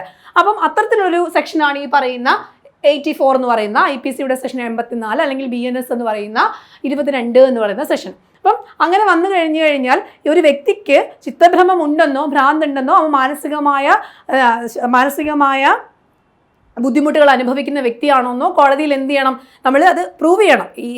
ഈ പറയുന്ന ഒഴിവാക്കൽ ഉൾപ്പെടണമെങ്കിൽ എന്ത് ചെയ്യണം, നിയമാനുസൃതമായ ഒഴിവാക്കലുകൾ കിട്ടണമെങ്കിൽ നമ്മൾ ഇത് പ്രൂവ് ചെയ്യുന്ന രീതിയിലുള്ള കാര്യങ്ങൾ, രേഖകളോ ഒക്കെ സമർപ്പിക്കണം. അത്തരത്തിൽ 84 എന്ന് പറയുന്ന സെഷൻ എന്തുമായി ബന്ധപ്പെട്ടിരിക്കുന്നു, ചിത്തഭ്രമത്തിനെ കുറിച്ച് പറയാണ്. അൺസൗണ്ട് മൈൻഡുള്ള ഒരു വ്യക്തിയുമായിട്ട് ബന്ധപ്പെട്ട കാര്യങ്ങളാണ്. ഒരു വ്യക്തി ഒരു കുറ്റം ചെയ്യുന്ന സമയത്ത് അയാൾക്ക് എന്ത് ചെയ്യുക, അയാൾ ചെയ്യുന്ന തെറ്റാണെന്ന് മനസ്സിലാവുന്നില്ല, അല്ലെങ്കിൽ അയാൾ എന്ത് തെറ്റാ ചെയ്യുന്നത്, അയാൾ ചെയ്യുന്നതിൻ്റെ വ്യാപ്തി ഒന്നും മനസ്സിലാക്കാത്ത രീതിയിൽ ഒരു സമയമാണ്. ചിത്രഭ്രമത്തിൻ്റെയൊക്കെ ഭ്രാന്തൊക്കെയുള്ള ഒരു വ്യക്തിയാണെങ്കിൽ, മാനസിക നില തെറ്റിയ ഒരു വ്യക്തിയാണെങ്കിൽ അത്തരത്തിലുള്ള വ്യക്തികൾ ചെയ്യുന്ന കുറ്റം എന്തായിട്ട് കണക്കാക്കില്ല, കുറ്റമാണെന്ന് കണക്കാക്കില്ല. അങ്ങനെ കുറ്റം അല്ല എന്ന് കണക്കാക്കണമെങ്കിൽ എന്ത് ചെയ്യണം, അതിന് നിയമാനുസൃതമായിട്ടുള്ള രേഖകൾ എന്ത് ചെയ്യണം, നമ്മൾ സമർപ്പിക്കുകയും ചെയ്യണം എന്ന് പറയുന്നതാണ് ഏത് വകുപ്പ്, 84ാമത്തെ വകുപ്പ്. ചിലപ്പോൾ നമ്മുടെ PSC നമ്മളോട് ചോദിക്കുന്ന ചിലപ്പം എന്തെങ്കിലുമൊക്കെ എക്സാമ്പിളൊക്കെ തന്നിട്ടായിരിക്കും. എന്തെങ്കിലും A എന്ന് പറയുന്ന വ്യക്തി ഒരു കുറ്റം ചെയ്തു, അവൻ ആ ഒരു സമയത്ത് മാനസികമായിട്ട് ഇന്ന രീതിയിലുള്ള അവസ്ഥയിലൂടെ ആയിരുന്നു, പക്ഷെ അവൻ ചെയ്തത് കുറ്റമാണോ കുറ്റമല്ലേ എന്ന് ചോദിക്കാം. അല്ലെങ്കിൽ ആ കുറ്റമല്ല എന്ന് എന്താ പറയുന്നത് പറയാനുള്ള കാരണം IPCയുടെ ഏത് സെഷനിലാണ് വരുന്നത് എന്ന് ചോദിച്ചു കഴിഞ്ഞാൽ നമുക്ക് എഴുതാൻ പറ്റണം IPCയുടെ ഏത് സെഷനിലാണ് വരുന്നത്, 84ാം സെക്ഷനിലാണ് വരുന്നതെന്ന്. അതിൽ BNS കൂടി നമ്മൾ പഠിച്ചു പോവുക. BNSൽ ഏത് സെഷനിലാണ് വരുന്നത്, 22ാമത്തെ സെഷനിലാണ് വരുന്നത്. 81ാമത്തെ സെഷൻ നമ്മൾ പഠിച്ചു, 82 പഠിച്ചു, 83 പഠിച്ചു, ഇപ്പോൾ 84 പഠിച്ചു. 81ൽ എന്താ പറയുന്നത്, 81ൽ പറയുന്നത് ഒരു വലിയ കുറ്റം തടയുന്നതിനായിട്ട് ഒരു വ്യക്തി ഒരു ചെറിയ കുറ്റം ചെയ്താൽ അത് കുറ്റമായി കണക്കാക്കത്തില്ല. അല്ലെങ്കിൽ ഒരു വലിയ ഹാനി തടയുന്നതിന് വേണ്ടി ചെയ്യുന്ന ചെറിയൊരു കുറ്റമാണ്, അല്ലെങ്കിൽ ചെറിയൊരു ഉപദ്രവത്തെ ഒരു ഹാനിയുമാണ് എന്തെന്ന് പറയുന്നത്, അത് കുറ്റമായി കണക്കാക്കില്ല എന്ന് പറയുന്ന സെഷനാണ് 81. 82ഉം 83ഉം കുട്ടികളുമായിട്ട് ബന്ധപ്പെട്ട, ശൈശവവുമായിട്ട് ബന്ധപ്പെട്ട സെഷനുകളാണ്. 82ൽ പറയുന്നു 7 വയസ്സ് വരെ ഒരു കുട്ടി ചെയ്യുന്ന കുറ്റങ്ങളൊന്നും എന്തല്ല, കുറ്റമല്ല എന്ന് പറയുന്ന സെഷനാണ് ഏത്, 82. 83ൽ എന്താ പറയുന്നത്, 7 വയസ്സിനും 12 വയസ്സിനും ഇടയിലുള്ളൊരു കുട്ടി എന്തെങ്കിലും അവൻ്റെ അപക്വമായ ധാരണയാൽ ചെയ്യുന്ന എന്തെങ്കിലും പ്രവൃത്തി ഉണ്ടെങ്കിൽ അതെന്തല്ല, കുറ്റകരമല്ല എന്ന് പറയുന്നുണ്ട്. എന്താ പറയുന്നത്, അവന് ആ ഒരു പക്വത എത്തിയിട്ടില്ല എന്ന് നമ്മൾ എന്ത് ചെയ്യണം, പ്രൂവ് ചെയ്യണം. ഓക്കെ, അങ്ങനെ 84ാമത്തെ സെഷൻ നമ്മൾ ഇപ്പോൾ പഠിച്ചു. 84ാമത്തെ സെഷൻ എന്താണ് പറയുന്നത്, 84ാമത്തെ സെഷൻ ചിത്തഭ്രമവുമായിട്ട് ബന്ധപ്പെട്ട കാര്യങ്ങളാണ്. അല്ലെങ്കിൽ മാനസിക നില തെറ്റിയ ആളുകൾ ചെയ്യുന്ന എന്തെങ്കിലും ഒരു പ്രവൃത്തി, അവൻ ആ പ്രവൃത്തി എന്താണെന്നറിയില്ല, ആ പ്രവൃത്തിയുടെ വ്യാപ്തി അറിയില്ല, ചെയ്യുന്ന കുറ്റത്തിൻ്റെ ഒരു ആഫ്റ്റർ എഫക്ട്സ് എന്താണെന്ന് ഒന്നും അറിയാതെ ഒരു വ്യക്തി ഒരു തെറ്റ് ചെയ്ത് കഴിഞ്ഞാൽ, അങ്ങനെ മാനസിക നില തെറ്റിയ ആളുകൾ ഒരു തെറ്റ് ചെയ്ത് കഴിഞ്ഞാൽ അത് കുറ്റമായി കണക്കാക്കില്ല. ഈ പറയുന്ന കാര്യം മാനസിക നില തെറ്റിയതായിരുന്നു, ചിത്രഭ്രമമുള്ള വ്യക്തിയായിരുന്നു എന്നൊക്കെ എന്ത് ചെയ്യണം, രേഖകൾ സമർപ്പിച്ചെങ്കിൽ മാത്രമേ ഈ കുറ്റത്തിൽ നിന്നൊക്കെ ഒഴിവാക്കപ്പെടുത്തുള്ളൂ കേട്ടോ. അങ്ങനെയാണ് 84ാമത്തെ സെഷൻ പറയുന്നത്. ഇനി നമ്മൾ നോക്കുന്ന സെക്ഷൻ 85ാമത്തെ സെഷൻ ഏതാണ്, 85ാമത്തെ സെക്ഷനാണ് ഇനി നമുക്ക് പഠിക്കാനുള്ളത്. നമ്മൾ 84 വരെ പഠിച്ചു, ഇനി നമ്മൾ 85ലേക്ക് പോവാം. 85 എന്ന് പറയുന്ന IPCയുടെ സെക്ഷൻ BNSൽ വരുമ്പോൾ സെക്ഷൻ 23 ആകുന്നു. BNSൽ വരുമ്പോൾ 23ാമത്തെ സെക്ഷനായിട്ട് വരുന്നു. നമ്മൾ BNSൽ ഏത് സെക്ഷൻ വരുന്നു എന്ന് ഇപ്പോഴേ നോക്കിപ്പോയി കഴിഞ്ഞാൽ നാളെ ഒരു സമയത്ത് PSC ഏതെങ്കിലും ഒരു രീതിയിൽ ചോദിച്ചു കഴിഞ്ഞാൽ നമുക്ക് എഴുതാൻ പറ്റും. ഓക്കെ, അപ്പോൾ IPCയുടെ സെക്ഷൻ 85, BNSൽ വരുമ്പോൾ അത് 23ാമത്തെ സെക്ഷൻ ആവുന്നു. അപ്പം ലഹരിയുമായി ബന്ധപ്പെട്ട വകുപ്പുകളാണ് നമുക്ക് IPCയിൽ 85 പഠിക്കാനുള്ളത്. 85ഉം 86 എന്ന് പറയുന്ന ഈ 2 സെക്ഷനും ലഹരിയുമായിട്ട് ബന്ധപ്പെട്ട കാര്യങ്ങൾ വരുന്ന സെക്ഷനാണ് IPCയുടെ ഏതെന്ന് പറയുന്നത് 85ഉം 86 എന്ന് പറയുന്ന സെക്ഷൻ. നമുക്ക് പഠിക്കാനുള്ളത് 85 ആണ്. 85ാമത്തെ സെക്ഷൻ എന്താ പറയുന്നതെന്ന് വെച്ചാൽ, act of a person incapable of judgement by reason of intoxication caused against his will. അതായത് സ്വമേധയായ അല്ലാത്ത ലഹരിയുടെ ഉപയോഗം മൂലം, അപ്പം നമ്മളെ കൊണ്ട് ഏതെങ്കിലും ഒരു വ്യക്തിക്ക് ലഹരി, അതായത് അവൻ്റെ സ്വന്തം ഇഷ്ടപ്രകാരമല്ലാതെ അവനെ മറ്റാരെങ്കിലും നിർബന്ധിച്ചിട്ടൊക്കെ എന്തെങ്കിലും ഒരു ലഹരി വസ്തു ഉപയോഗിച്ചിട്ട് അതിനുശേഷം എന്തെങ്കിലും ഒരു തെറ്റ് ചെയ്ത് കഴിഞ്ഞാൽ, എന്തെങ്കിലും ഒരു കുറ്റം ചെയ്ത് കഴിഞ്ഞാൽ, അത്തരത്തിലുള്ളൊരു കുറ്റം ചെയ്യുകയാണെങ്കിൽ ആ വ്യക്തിക്ക് എന്ത് ചെയ്യുന്നുണ്ട്, ശിക്ഷയിൽ നിന്ന് ഇളവ് ലഭിക്കും, പൊതുവായി ഒഴിവാക്കൽ ലഭിക്കുന്നു എന്നുള്ളതാണ് ഏത് നിയമം എന്ന് പറയുന്നത്, ഏത് സെക്ഷനിൽ വരുന്നത്, 85ാമത്തെ സെക്ഷനിൽ വരുന്നത്. അപ്പോൾ 85ാമത്തെ സെക്ഷനിൽ എന്താ പറയുന്നത്, സ്വമേധയാ അല്ലാത്ത ലഹരിയെക്കുറിച്ചാണ് പറയുന്നത്. അപ്പം ഒരാളൊരു പ്രവൃത്തി ചെയ്യുന്ന സമയത്ത് ലഹരി നിമിത്തം, അപ്പോൾ എന്തെങ്കിലും രീതിയിലുള്ള ലഹരി വസ്തു ഒരു വ്യക്തി ഉപയോഗിച്ചതിന് ശേഷമാണ് എന്ത് ചെയ്യുന്നത്, എന്തെങ്കിലും ഒരു കുറ്റമോ എന്തെങ്കിലും ഒരു പ്രവൃത്തിയോ ചെയ്യുന്നതെങ്കിൽ ആ പ്രവൃത്തിയുടെ സ്വഭാവം അറിയാനോ അയാൾ ചെയ്യുന്നത് തെറ്റാണെന്നോ അല്ലെങ്കിൽ നിയമത്തിനെതിരാണോ എന്നോ തിരിച്ചറിയാൻ കഴിവില്ലാത്ത എന്തെങ്കിലും ചെയ്തു കഴിഞ്ഞാൽ അയാൾ ആ കുറ്റത്തിന് ഉത്തരവാദിയായിരിക്കില്ല. ലഹരി എന്ന് പറയുന്ന വസ്തു ഒരാളുടെ ഇഷ്ടമില്ലാതെ മറ്റാരെങ്കിലും നിർബന്ധിച്ചോ അല്ലെങ്കിൽ മറ്റാരെങ്കിലും ബലം പിടിച്ചോ ഒക്കെ ഒരാൾക്ക് ഒരു ലഹരി വസ്തു കൊടുക്കാം, അല്ലെ അയാൾ അറിയാതെ എന്ത് ചെയ്യാൻ പറ്റും, ഈ ലഹരി വസ്തു അയാൾക്ക് കൊടുക്കാം. അത്തരത്തിൽ കൊടുത്തതിന് ശേഷം ഒരു വ്യക്തി ആ ലഹരി വസ്തു ഉപയോഗിച്ചതിന് ശേഷം അയാൾ ചെയ്യുന്ന എന്താണെന്ന് അറിയില്ല. ലഹരി ഉപയോഗിച്ച് കഴിഞ്ഞു കഴിഞ്ഞാൽ ചിലപ്പോൾ മാനസികമായിട്ട് അയാൾ ചെയ്യുന്ന എന്താണെന്ന് അറിയില്ല. സ്വബോധം നഷ്ടപ്പെട്ട് കഴിഞ്ഞാൽ താൻ ചെയ്യുന്ന തെറ്റാണെന്ന് അറിയില്ല, താൻ നിയമത്തിനെതിരായിട്ടാണോ പ്രവർത്തിക്കുന്നത് അറിയില്ല. അപ്പോൾ അത്തരത്തിലുള്ളൊരു സാഹചര്യത്തിൽ ഒരു വ്യക്തി ഒരു കുറ്റം ചെയ്താലോ ഒരു പ്രവൃത്തി ചെയ്താലോ അതെന്തായിട്ട് കണക്കാക്കുന്നില്ല, അയാളെ കുറ്റക്കാരൻ എന്ന് പറഞ്ഞ രീതിയിലേക്ക് എന്ത് ചെയ്യുന്നില്ല, വരുന്നില്ല, അയാളെ കുറ്റവിമുക്തനാക്കുന്നതാണ്. അപ്പോൾ ആ കുറ്റം അയാൾ ഉത്തരവാദി അല്ല, മറിച്ച് എന്താണ്, അയാളെ കൊണ്ട് ഇത് ചെയ്യിപ്പിച്ച ഒരു വ്യക്തി ഉണ്ടാവുമല്ലോ, പ്രേരിപ്പിച്ച് അല്ലെങ്കിൽ അയാളുടെ ഇഷ്ടത്തിനല്ലെങ്കിൽ നിർബന്ധിച്ച് കൊടുത്തൊരു വ്യക്തി, അല്ലെങ്കിൽ അയാൾ അറിയാതെ ഈ ഒരു ലഹരി വസ്തു അയാൾക്ക് കൊടുത്ത വ്യക്തി, അവരിതിനകത്ത് കുറ്റക്കാരാണ്. പക്ഷെ എന്ത് ചെയ്യുന്നില്ല, ഈ ലഹരി ഉപയോഗിച്ചതിന് ശേഷം അയാൾ ചെയ്യുന്ന എന്തെങ്കിലും കാര്യം എവിടെയല്ല, കുറ്റകരമല്ല എന്നാണ് ഏത് സെക്ഷനിൽ പറയുന്നത്, 85ാമത്തെ സെക്ഷനിൽ പറയുന്നത്. അപ്പോൾ 85ാമത്തെ സെഷൻ ലഹരിയുടെ ഉപയോഗത്താൽ ചെയ്യുന്ന എന്തെങ്കിലുമൊക്കെ സ്വമേധയാ അല്ലാത്ത ലഹരിയുടെ ഉപയോഗം മൂലം ചെയ്യുന്ന കുറ്റങ്ങളോ പ്രവൃത്തികളെ കുറിച്ചോ പ്രതിപാദിക്കുന്ന വകുപ്പാണ് 85ാമത്തെ സെക്ഷൻ. അപ്പം ഇങ്ങനെ വരുന്ന സമയത്ത് നമ്മൾ ഇതൊക്കെ പ്രൂവ് ചെയ്യണം. നമ്മൾ സ്വമേധയല്ല ഇത് ഉപയോഗിച്ചത് എന്നൊക്കെ നമ്മൾ എന്ത് ചെയ്യണം, പ്രൂവ് ചെയ്യുക. എല്ലാത്തിനും തെളിവുകൾ നമ്മൾ സമർപ്പിക്കണം. എന്തെങ്കിലും മാത്രമേ നമുക്ക് ഒഴിവാക്കലുകളൊക്കെ ഉൾപ്പെടാൻ പറ്റത്തുള്ളൂ. പക്ഷേ ഏതെങ്കിലും ഒരു വ്യക്തി സ്വന്തമായിട്ട് മദ്യപാനമൊക്കെ നടത്തിയിട്ട് ഓടി നടന്ന് കുറച്ച് തെറ്റുകളൊക്കെ ചെയ്ത് അവിടെ ഇവിടെ ഉള്ളതൊക്കെ നശിപ്പിക്കുകയാണെങ്കിൽ അവരൊക്കെ കുറ്റക്കാരാണ്. സ്വമേധയാ ചെയ്യുന്ന മദ്യപാനത്തിൻ്റെ ഉപയോഗമൊക്കെ എന്ത് ചെയ്യുക, കുറ്റകരമായ രീതിയിൽ തന്നെയാണ് വരുന്നത്. അവിടെയൊന്നും ഒഴിവാക്കലില്ല. ഒരാൾ നിർബന്ധിച്ചോ സ്വമേധയോ അല്ലാതെയോ ചെയ്യുന്ന എന്തെങ്കിലും ലഹരിയുടെ ഉപയോഗം മൂലം ചെയ്യുന്ന പ്രവൃത്തി മാത്രമാണ് ഇവിടെ വരുന്നത്. ഇവിടെ കുറ്റകരമല്ല എന്ന രീതിയിൽ അദ്ദേഹം ആ കുറ്റത്തിന് ഉത്തരവാദി അല്ല എന്നുള്ള രീതിയിൽ വരുന്നത്. അപ്പം നമ്മൾ പഠിക്കുന്ന IPCയുടെ ഏത് സെക്ഷനെ കുറിച്ചാണ്, 85ാമത്തെ സെക്ഷനെ കുറിച്ചാണ്. 85ാമത്തെ സെക്ഷൻ BNS വരുമ്പോൾ ഏത് സെക്ഷനായിട്ട് മാറുന്നുണ്ട്, 23 ആവുന്നുണ്ട്. അപ്പം BNS 23 വരുന്ന സെക്ഷനാണ് നമ്മൾ പഠിക്കുന്നത്. അപ്പം ഈ പഠിക്കുന്നത് ലഹരിയുമായിട്ട് ബന്ധപ്പെട്ടൊരു സെക്ഷനാണ്. ലഹരിയുമായിട്ട് ബന്ധപ്പെട്ട സെക്ഷൻ കൊണ്ട് എന്താ പറയുന്നത്, സ്വമേധയാ അല്ലാതെ ഒരു വ്യക്തി, സ്വന്തം ഇഷ്ടപ്രകാരത്തിനല്ലാതെ ഒരു വ്യക്തി എന്തെങ്കിലും തരത്തിലുള്ള ലഹരി ഉപയോഗിച്ച് കഴിഞ്ഞ് അയാളൊരു പ്രവൃത്തി ചെയ്യുകയാണ്. അയാൾക്ക് ആ പ്രവൃത്തിയുടെ എന്താ പറയുന്നത്, വരും വരായികളെ കുറിച്ചൊന്നും ബോധമുണ്ടാവില്ല. അയാൾക്ക് നിയമത്തിനെതിരാണ് താൻ ചെയ്യുന്നത് ഒന്നും മനസ്സിലാക്കാതെ ഒരു വ്യക്തി ഒരു തെറ്റ് ചെയ്താൽ അല്ലെങ്കിൽ ഒരു പ്രവൃത്തി ചെയ്തു കഴിഞ്ഞാൽ അദ്ദേഹം ആ കുറ്റത്തിൽ നിന്ന് എന്ത് ചെയ്യില്ല, ആ വ്യക്തി ആ കുറ്റത്തിന് ഉത്തരവാദി ആയിരിക്കില്ല എന്ന് പറയുന്ന നിയമമാണ് ഏതെന്ന് പറയുന്നത്, വരുന്ന സെക്ഷനാണ് ഏതെന്ന് പറയുന്നത്, 85ാമത്തെ സെക്ഷൻ എന്ന് പറയുന്നത്. അതിൽ സ്വമേധയാ ഉള്ള മദ്യപാനം ഒന്നും എന്തല്ല, ഈ സെക്ഷനുകളിൽ നിന്ന് ഇളവുകൾ അനുവദിക്കുന്നതില്ല. ഇത്തരത്തിൽ സ്വമേധയാ അല്ല അദ്ദേഹം ഈ ലഹരി ഉപയോഗിച്ചതെന്ന് എന്ത് ചെയ്യണം, തെളിവ് സമർപ്പിച്ചെങ്കിൽ മാത്രമേ എന്ത് ചെയ്യുന്നുള്ളൂ, ഇതിനകത്ത് ഈ ഒഴിവാക്കലുകളിലൊക്കെ ഉൾപ്പെടുത്തുള്ളൂ കേട്ടോ. അപ്പം അതാണ് ഇതെന്ന് പറയുന്നത് 85ാമത്തെ സെക്ഷൻ. 85ാമത്തെ സെക്ഷൻ ലഹരിയുമായി ബന്ധപ്പെട്ട സെക്ഷനാണ്.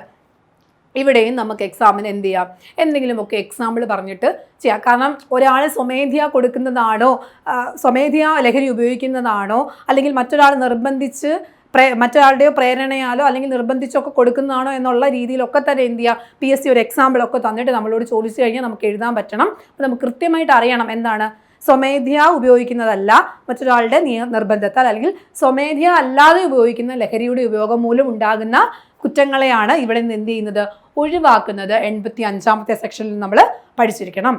അതാണ് 85ാമത്തെ സെക്ഷൻ. ഇനി നമുക്ക് പഠിക്കാനുള്ളത് 88 അതിൽ 85ഉം 86ഉം ലഹരിയുമായി ബന്ധപ്പെട്ട സെക്ഷനുകളാണ്. നമുക്ക് 85 പഠിക്കാനുണ്ടായിരുന്നത്. ഇനി നമ്മൾ പഠിക്കാൻ പോകുന്നത് 88ാമത്തെ സെക്ഷനാണ്.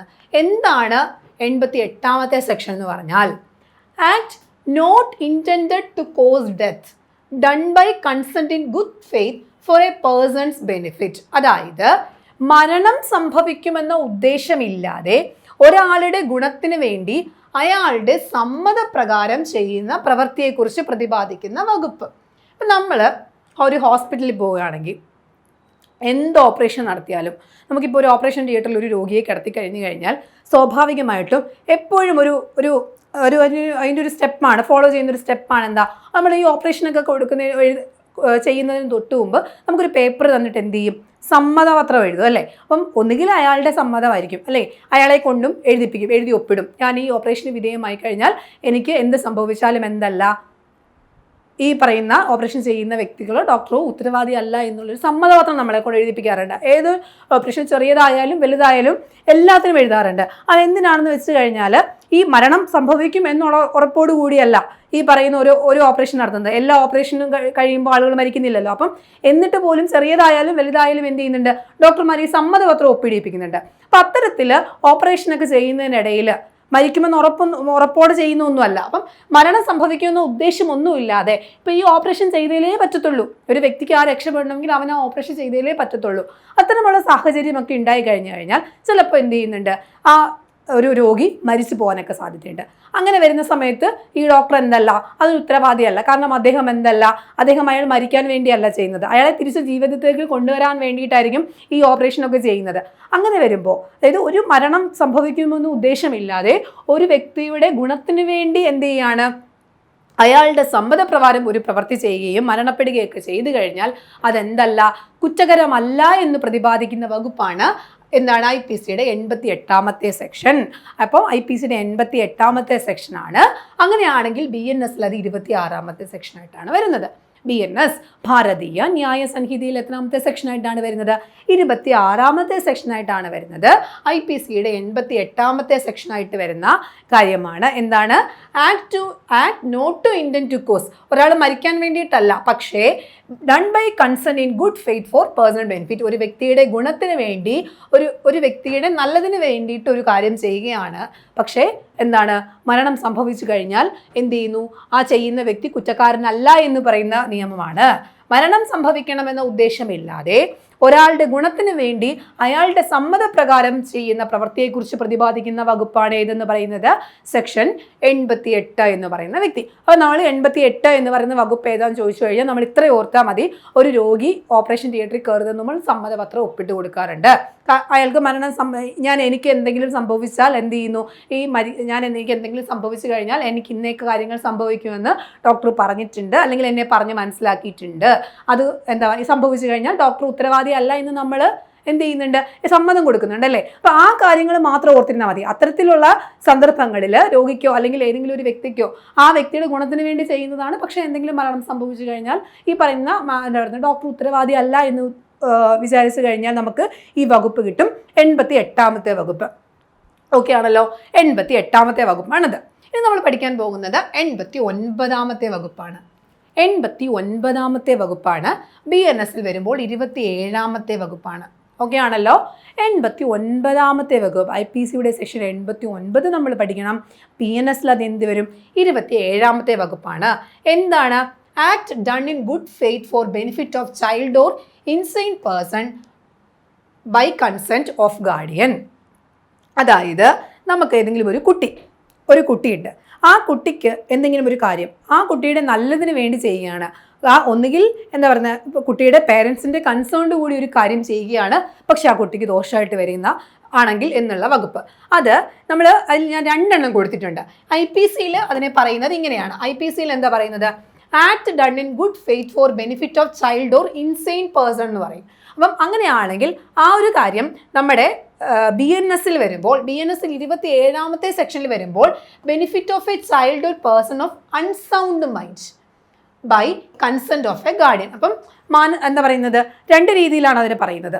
ഏതെങ്കിലും ഒരു കുട്ടിക്ക് എന്തെങ്കിലും ഒരു മാനസികമായിട്ടുള്ള പ്രശ്നങ്ങൾ, അല്ലെങ്കിൽ മാനസികമായിട്ടുള്ള വികാസം എത്താത്തൊരു പ്രായമുള്ള കുട്ടികൾക്കാണെങ്കിൽ ആ കുട്ടികൾക്ക് വേണ്ടിയിട്ട് എന്തെങ്കിലുമൊക്കെ അവരുടെ പേരൻസിൻ്റെ കൺസേൺ കൂടി ചെയ്തിട്ട് ശേഷം ഉണ്ടാകുന്ന എന്തെങ്കിലും ഒരു ബുദ്ധിമുട്ടുകൾ ആദ്യമായിട്ട് പ്രതിപാദിക്കുന്ന വകുപ്പാണ് നമുക്ക് 89ൽ വരുന്നത്. 89ൽ വരുമ്പോൾ BNSൽ 27ാമത്തെ സെഷനാണ് പറയുന്നത്. അപ്പോൾ ആ സെഷനിൽ വരുന്ന കാര്യങ്ങൾ എന്തൊക്കെയാണെന്ന് ചോദിച്ചു കഴിഞ്ഞാൽ 12 വയസ്സിന് താഴെയുള്ള കുട്ടിയോ, ഓക്കെ, അപ്പോൾ 12 വയസ്സിന് താഴെയുള്ള കുട്ടികളെ കുറിച്ചാണ്.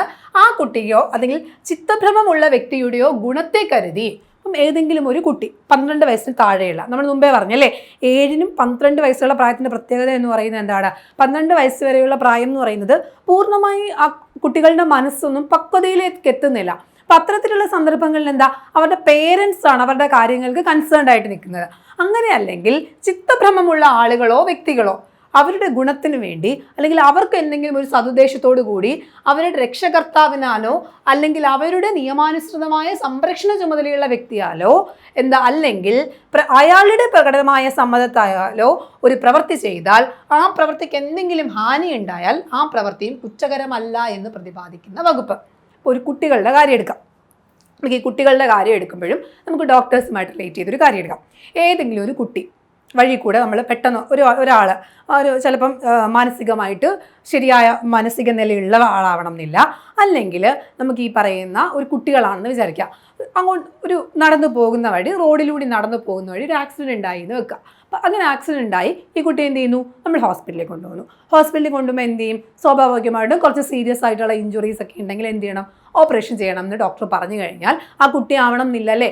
ആ കുട്ടിയോ അല്ലെങ്കിൽ ഈ കൊണ്ടുപോകുന്ന വ്യക്തിക്കോ ബോധമില്ലാത്തൊരവസ്ഥയിലാണെങ്കിൽ അയാൾ സമ്മതപത്രമൊന്നും എഴുതി കൊടുക്കാൻ പറ്റില്ല. അപ്പം എന്താ ചെയ്യുന്നത്, കൂടെ നിൽക്കുന്ന ആരാണോ, ഉത്തരവാദിത്തപ്പെട്ട ആരാണോ, ചിലപ്പോൾ പേരൻസ് ആവാം, ഇല്ലെങ്കിൽ ഉത്തരവാദിത്തപ്പെട്ട രീതിയിലുള്ള ആരെങ്കിലും ആയിരിക്കാം, ഇല്ലെങ്കിൽ എന്താ പറയുന്നത് അയാൾ തന്നെ സ്വബോധമുള്ളൊരു വ്യക്തിയാണെങ്കിൽ അയാൾ തന്നെ പറയാണ് കുഴപ്പമില്ല, ഇങ്ങനൊരു ചെയ്യുന്നതിന് കുഴപ്പമില്ല എന്ന് പറഞ്ഞു, എന്തെങ്കിലും ഓപ്പറേഷൻ ചെയ്യുന്നു, രോഗിയോ ഈ പറയുന്ന കുട്ടിയോ അല്ലെങ്കിൽ ഈ പറയുന്ന വ്യക്തിക്കോ എന്തെങ്കിലും സംഭവിച്ചു കഴിഞ്ഞാൽ ഈ ചെയ്യുന്ന എന്താ പറയുക ആശുപത്രികളിൽ ഡോക്ടർമാർ കുറ്റക്കാരല്ല എന്ന് പറയുന്ന രീതിയിലുള്ള വകുപ്പാണ് ഏത് വകുപ്പിൽ വരുന്നത്, 89ാമത്തെ വകുപ്പിൽ വരുന്നത്. ഓക്കെ, ഇതൊരു മൂന്നാമത്തെ വ്യക്തിയുടെ കാര്യമാണ് പറയുന്നത് അല്ലേ.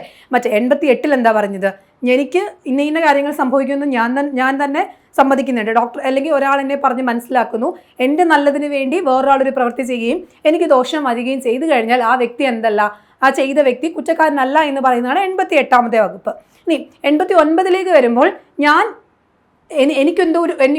നടന്നു പോകുന്ന വഴി എനിക്കൊരു ആക്സിഡൻറ്റ് സംഭവിക്കുന്നു, എന്നെ വേറൊരാൾ കൊണ്ടുപോയി, അല്ലെങ്കിൽ ആ ഒരു സമയത്ത് എനിക്ക് ബോധമായിട്ടുള്ള മനസ്സുണ്ടാവില്ല, അങ്ങനെ ഒരു കുട്ടിയാവാം, ചിലപ്പോൾ 12 വയസ്സോ ഇനി താഴെയുള്ളൊരു കുട്ടിയാവാം, അത്തരത്തിലുള്ള വ്യക്തികൾക്ക് എന്തെങ്കിലും സംഭവിച്ചു ഹോസ്പിറ്റലിൽ കൊണ്ടുപോകുന്നു. അപ്പം എന്താ പറയുന്നത്, കുട്ടികളുടെ കേസിൽ അവരുടെ പേരൻസ് ആണല്ലേ അവർക്ക് കൺസേൺ ആയിട്ട് നിൽക്കുന്നത്. പേരൻസിൻ്റെ സമ്മതത്തോടെ എന്ത് ചെയ്യുന്നു, കുട്ടിക്ക് ഓപ്പറേഷൻ ചെയ്യുന്നു. അല്ലെങ്കിൽ മറ്റൊരു വ്യക്തി മാനസികമായ നില തെറ്റിയ ഒരു വ്യക്തിയാണെങ്കിൽ അവർക്ക് ഉത്തരവാദിത്തപ്പെട്ട വ്യക്തികളുടെ സമ്മതത്തോടെ അവർക്ക് എന്തെങ്കിലും ഒരു പ്രവൃത്തി ചെയ്യുകയാണെങ്കിൽ ഈ പ്രവൃത്തിക്ക് ശേഷം എന്തെങ്കിലും സംഭവിച്ചാൽ, ഹാനികരമായി സംഭവിച്ചു കഴിഞ്ഞാൽ അത് കുറ്റകരമല്ല എന്ന് പറയുന്ന വകുപ്പാണ് 89ാമത്തെ വകുപ്പ്. അതാണ് IPCയുടെ 89ാമത്തെ വകുപ്പ്. പക്ഷേ IPC 89ലേക്ക് വരുമ്പോൾ മറ്റ് ചില കാര്യങ്ങളോട് ശ്രദ്ധിക്കണം. അങ്ങനെ നമ്മളിപ്പോൾ പറയുകയാണ്, ഇങ്ങനെ എന്തെങ്കിലും സംഭവിച്ചു പോയി, എന്തെങ്കിലും ഒരു പ്രവൃത്തി ചെയ്തതോടുകൂടി ആ പറയുന്ന വ്യക്തിക്ക് ദോഷമായി സംഭവിച്ചു കഴിഞ്ഞാൽ നമുക്ക് ഡിഫൻസ് പറയണം, അല്ലെങ്കിൽ നമ്മൾ ഇന്ന കാര്യങ്ങൾക്ക് ഈ പറയുന്ന കാര്യങ്ങളിൽ നിന്ന് ഒഴിവാക്കപ്പെടണമെങ്കിൽ നമ്മൾ ചില കാര്യങ്ങൾ പറയണം. അപ്പം അങ്ങനെയെങ്കിൽ ഒരു വ്യക്തി ചെയ്ത പ്രവൃത്തി ചിത്തഭ്രമം പ്രാപിച്ച ഒരു വ്യക്തിയുടെയോ 12 വയസ്സിന് താഴെ പ്രായമുള്ള കുട്ടിയുടെയോ പ്രയോജനത്തിനായിരിക്കണം. അപ്പം ഒഴിവാക്കലാണ്. അങ്ങനെ ഒഴിവാക്കണമെങ്കിൽ വെറുതെ അങ്ങ് ഒഴിവാക്കുമോ? ഇല്ല, അതിന് കുറച്ച് കാര്യങ്ങളുണ്ട്. ഈ പറയുന്ന വ്യക്തി 12 വയസ്സിന് താഴെയുള്ള കുട്ടിയായെങ്കിലും അല്ലെങ്കിൽ ഏതെങ്കിലും ചിത്തഭ്രമം പ്രാപിച്ച വ്യക്തിയാണെങ്കിൽ ആ വ്യക്തിയുടെ പ്രയോജനത്തിന് വേണ്ടിയിട്ടായിരിക്കണം അത് ചെയ്തത്, ആ ഒരു പ്രവൃത്തി ചെയ്തതെന്ന് എന്ത് ചെയ്യണം, നമ്മൾ പ്രൂവ് ചെയ്യണം. ഇതൊക്കെ പ്രൂവ് ചെയ്തെങ്കിൽ മാത്രമേ നമുക്ക് ഈ ഒഴിവാക്കലിൽ നിന്ന് കിട്ടൂ. അപ്പം അത്തരത്തിലൊരു പ്രവൃത്തി എന്ത് ചെയ്യണം, സദുദ്ദേശത്തോടെ ചെയ്തതായിരിക്കണം. അല്ലെങ്കിൽ പെട്ടെന്നൊരു ഡോക്ടർ എന്താ പറയുക കുട്ടിയെ കൊണ്ടുവരുന്നു, ഓപ്പറേഷൻ ചെയ്യുന്നു, ആ കുട്ടിക്ക് എന്തെങ്കിലും സംഭവിച്ചു കഴിഞ്ഞാൽ ആ കുട്ടിയുടെ നല്ലതിന് വേണ്ടിയിട്ടാണ്, ആ കുട്ടിക്ക് ഈ ഓപ്പറേഷൻ ചെയ്തെങ്കിൽ മാത്രമേ ആ കുട്ടി ജീവിതത്തിലേക്ക് വരത്തുള്ളൂ, വേറൊരു ഓപ്ഷൻ ഇല്ലായിരുന്നു, എന്ത് ചെയ്യണം, ഇത് പ്രൂവ് ചെയ്യണം. അങ്ങനെയാണ് എങ്കിൽ മാത്രമേ എന്ത് ചെയ്യുന്നുള്ളൂ, കുറ്റത്തിൽ നിന്ന് ഒഴിവാകുന്നുള്ളൂ. അത്തരത്തിൽ പ്രവൃത്തി ചെയ്യുന്നതിന് ഒന്നുകിൽ രക്ഷിതാവിൻ്റെ സമ്മതത്താലോ അല്ലെങ്കിൽ വ്യക്തിയുടെ നിയമനാശ്രിത ചുമതലയുള്ള മറ്റാരെങ്കിലുമോ അല്ലേ. അപ്പം ചിത്തഭ്രമമുള്ള വ്യക്തികളാണെങ്കിൽ ചിലപ്പോൾ അവർക്ക് മാനസിക നില തെറ്റിയിട്ടുണ്ടാവണം, അല്ലെങ്കിൽ മാനസികമായിട്ട് ശരിയായ ഒരു മനസ്സുള്ളവരല്ല. അപ്പോൾ അവർക്ക് എന്ത് ചെയ്യണം, അവർക്ക് ഉത്തരവാദിത്തപ്പെട്ട ചുമതലയുള്ള ആളുകളുണ്ടാവും. ഒന്നുകിൽ അവരുടെ സമ്മതത്തോടെയോ അല്ലെങ്കിൽ കുട്ടികളാണെങ്കിൽ രക്ഷിതാക്കളുടെ സമ്മതത്തോടെയോ മാത്രമേ എന്ത് ചെയ്യാൻ പറ്റത്തുള്ളൂ, ഇത്തരത്തിലുള്ളൊരു പ്രവർത്തികൾ ചെയ്യാൻ പറ്റത്തുള്ളൂ. സമ്മതം ഒന്നുകിൽ പ്രത്യക്ഷമായിരിക്കണം അല്ലെങ്കിൽ പരോക്ഷമായിട്ടോ ഉള്ളതായിരിക്കണം. അപ്പം അതാണ് പ്രധാനം. സമ്മതം കൺസെൻറ്റുമായിട്ട് റിലേറ്റ് ചെയ്താണ് നമുക്ക് എന്ത് ചെയ്യാൻ പറ്റും, 89ാമത്തെ വകുപ്പ് കൺസെൻറ്റുമായിട്ട് റിലേറ്റ് ചെയ്തും പറയാം. അപ്പം എന്താണ് കൺസെൻറ്റ് എന്ന് പറയുന്ന വാക്കുമായിട്ട് റിലേറ്റ് ചെയ്ത് നമുക്ക് എന്ത് പറയാം, 89ാമത്തെ വകുപ്പ് പറയാം. അതായത് ഒരു വ്യക്തിയുടെ ഒരു വ്യക്തിയുടെ നല്ലതിന് വേണ്ടി, ഗുണത്തിന് വേണ്ടി ഒന്നുകിൽ കുട്ടികളാണെങ്കിൽ കുട്ടികളുടെ മാതാപിതാക്കളുടെയോ രക്ഷിതാക്കളുടെയോ സമ്മതത്തോടു കൂടിയും, മറിച്ച് ചിത്തഭ്രമം പോലെയുള്ള ബാധിച്ച ഒരു വ്യക്തിയാണെങ്കിൽ ആ വ്യക്തിയുടെ ഉത്തരവാദിത്തപ്പെട്ട ആളുകളാലോ അല്ലെങ്കിൽ ആ വ്യക്തിയുടെ സമ്മതത്താലോ ഒരു പ്രവൃത്തി ചെയ്തിട്ട് എന്തെങ്കിലും സംഭവിച്ചു കഴിഞ്ഞാൽ എന്തല്ല, കുറ്റകരമല്ല എന്ന് പറയുന്ന വകുപ്പാണ് 89. അതിൽ പ്രധാനമായിട്ട് സമ്മതം, കൺസെന്റ് വേണം. എങ്ങനെയാണ്? ഒന്നുകിൽ അത് പ്രത്യക്ഷത്തിലാവാം, ഒന്നുകിൽ ഒരു വ്യക്തിക്ക് നേരിട്ട് കൺസെന്റ് ചെയ്തോ കുഴപ്പമില്ല എന്ന് പറയാം, അല്ലെങ്കിൽ പരോക്ഷമായോ വേണം. ഒരു കുട്ടിയുടെ കാര്യത്തിൽ എടുത്തു കഴിഞ്ഞാൽ അതെന്താണ്, രക്ഷിതാക്കളാണ് ചെയ്യുന്നത്, അവിടെയും കൺസെന്റ് വേണം, രക്ഷിതാക്കളുടെ കൺസെന്റ് വേണം. അല്ലെങ്കിൽ മാനസിക നില തെറ്റിയ ചിത്തഭ്രമമുള്ള വ്യക്തികൾക്കാണെങ്കിൽ എന്ത് ചെയ്യണം, അവർക്ക് ഉത്തരവാദിത്തപ്പെട്ട ആളുകളുണ്ട്, അവരുടെ കൺസെന്റ് വേണം. നമ്മൾ 89ാമത്തെ വകുപ്പ് ഓർത്ത് വെച്ചിരിക്കുക. കൺസെന്റുമായിട്ട് റിലേറ്റ് ചെയ്ത് പറയാൻ പറ്റുന്ന വകുപ്പാണ് 89ാമത്തെ വകുപ്പ്. ഓക്കെ ആണല്ലോ? അപ്പൊ അതാണ് 89ാമത്തെ വകുപ്പ്. 89ാമത്തെ വകുപ്പ് എന്തുമായിട്ട് റിലേറ്റ് ചെയ്ത് നമുക്ക് പറയാം? കൺസെന്റുമായിട്ട് റിലേറ്റ് ചെയ്ത് പറയാൻ പറ്റുന്ന വകുപ്പാണ്. നമ്മൾ 88ാമത്തെ വകുപ്പും 89ഉം ആണ് ഇപ്പൊ പഠിച്ചത്. 88 എന്ന് പറയുന്ന വകുപ്പ് എന്താണ്? മരണം സംഭവിക്കുമെന്ന ഉദ്ദേശമില്ലാതെ ഒരാളുടെ ഗുണത്തിന് വേണ്ടി അയാളുടെ സമ്മതപ്രകാരം ഒരു പ്രവൃത്തി ചെയ്യുകയാണെങ്കിൽ അതാണ് ഏതെന്ന് പറയുന്ന വകുപ്പ്? 88ാമത്തെ വകുപ്പ് അല്ലെങ്കിൽ സെക്ഷനിൽ വരുന്നത്. 88ാമത്തെ സെക്ഷനിൽ വരുന്നത്. 89ാമത്തെ സെക്ഷനിൽ വരുമ്പോഴത്തേക്കും എന്താണ്? കുട്ടികളുമായിട്ടും ചിത്തഭ്രമമുള്ള ആളുകളുമായിട്ട് അവരുടെ ഗുണത്തിന് വേണ്ടി എന്തെങ്കിലും ഒരു പ്രവൃത്തി ചെയ്ത് പിന്നീട് അത് ദോഷമായി ഭവിച്ചു കഴിഞ്ഞാൽ അത് കുറ്റകരമല്ല എന്ന് പറയുന്ന വകുപ്പാണ്. അവിടെ കൺസെന്റ് എന്ന് പറയുന്ന വാക്കാണ് നമ്മൾ നോക്കി വെക്കേണ്ടത്. പ്രത്യക്ഷമായോ പരോക്ഷമായോ എന്തുണ്ടാവണം? കൺസെന്റ് ഉണ്ടാവണം, സമ്മതം ഉണ്ടാകണം. എങ്കിൽ മാത്രമേ എന്താവത്തുള്ളൂ? ഡിഫെൻസ് ചെയ്യാൻ പറ്റത്തുള്ളൂ എന്നുള്ളതാണ് 89ാമത്തെ വകുപ്പ്. ഇനി നമുക്ക് പഠിക്കാനുള്ളത് 92 ആണ്. എന്താണ്? 92 ആണ്. 92ാമത്തെ IPCയുടെ സെക്ഷനാണ്. IPCയുടെ 92ാമത്തെ സെക്ഷൻ. 92ാമത്തെ സെക്ഷൻ BNSൽ വരുമ്പോൾ 30ാമത്തെ സെക്ഷനായിട്ട് മാറുന്നു. IPCയുടെ 92ാമത്തെ സെക്ഷൻ BNSൽ വരുമ്പോൾ 30ാമത്തെ സെക്ഷനായിട്ട് മാറുന്നു. എന്താണ്? Act done in good faith for benefit of a person without consent. അപ്പോൾ ആ ഒരു വ്യക്തിയുടെ കൺസെന്റ് ഇല്ലാതെ അയാളുടെ നന്മയ്ക്ക് വേണ്ടി എന്തെങ്കിലും ചെയ്തു, ദോഷം സംഭവിച്ചു. അങ്ങനെയുള്ള സന്ദർഭങ്ങളാണ് IPCയുടെ ഏത് സെക്ഷനിൽ വരുന്നത്? 92ാമത്തെ സെക്ഷനിൽ വരുന്നത്. ഒരാളുടെ നന്മയ്ക്ക് വേണ്ടി അയാളുടെ സമ്മതം കൂടാതെ സതുദ്ദേശത്തോടെ ചെയ്യുന്ന ഒരു പ്രവൃത്തിയെ പറ്റി പ്രതിപാദിക്കുന്നു. അപ്പൊ എന്താണ്? ഒരാളുടെ സമ്മതം കൂടാതെ. നമുക്ക് തൊട്ടു മുന്നത്തെ 89ാമത്തെ വകുപ്പിൽ എന്താ പ്രധാനമായിട്ട് പറഞ്ഞ? സമ്മതം. ഇവിടെ നമുക്ക് എന്ത് വരുന്നില്ല? 92ാമത്തെ സെക്ഷൻ വരുമ്പോൾ സമ്മതത്തോടെ അല്ല, ഒരു വ്യക്തിയുടെ സമ്മതം കൂടാതെ തന്നെ അയാളുടെ നന്മയ്ക്ക് വേണ്ടി അല്ലെങ്കിൽ അയാളുടെ ഗുണത്തിന് വേണ്ടി സതുദ്ദേശത്തോടെ ഒരു പ്രവൃത്തി ചെയ്യുകയാണെങ്കിൽ ആ പ്രവൃത്തിയെക്കുറിച്ച് പ്രതിപാദിക്കുന്ന വകുപ്പാണ് ഏതെന്ന് പറയുന്നത്? 92 എന്ന് പറയുന്ന വകുപ്പ്. അപ്പം നമ്മളിപ്പോൾ പഠിക്കുന്നത് 92നെ കുറിച്ചാണ് അല്ലേ?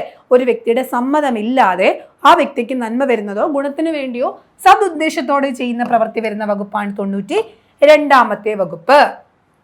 ഒരാളുടെ നന്മയ്ക്ക് വേണ്ടി ഒരു കാര്യം ചെയ്യേണ്ടി വരികയും എന്നാൽ ആ വ്യക്തിക്ക് തൻ്റെ സമ്മതം പ്രകടിപ്പിക്കാൻ പറ്റാതിരിക്കുകയും ചെയ്യുക. അപ്പം ഇതിനകത്ത് ഈ പറയുന്ന ഒരാളൊരു കുറ്റം ചെയ്തിട്ട് അല്ലെങ്കിൽ ഒന്ന് സംഭവിച്ചു, എന്തെങ്കിലും ഗുണത്തിന് വേണ്ടി സംഭവിച്ചു, ദോഷം സംഭവിച്ചു വന്നു. അങ്ങനെയാണെങ്കിൽ കുറ്റക്കാരനല്ല എന്ന് തെളിയിക്കണമെങ്കിൽ ഇങ്ങനെയുള്ള കാര്യങ്ങൾ പറയണം. എന്താണ്?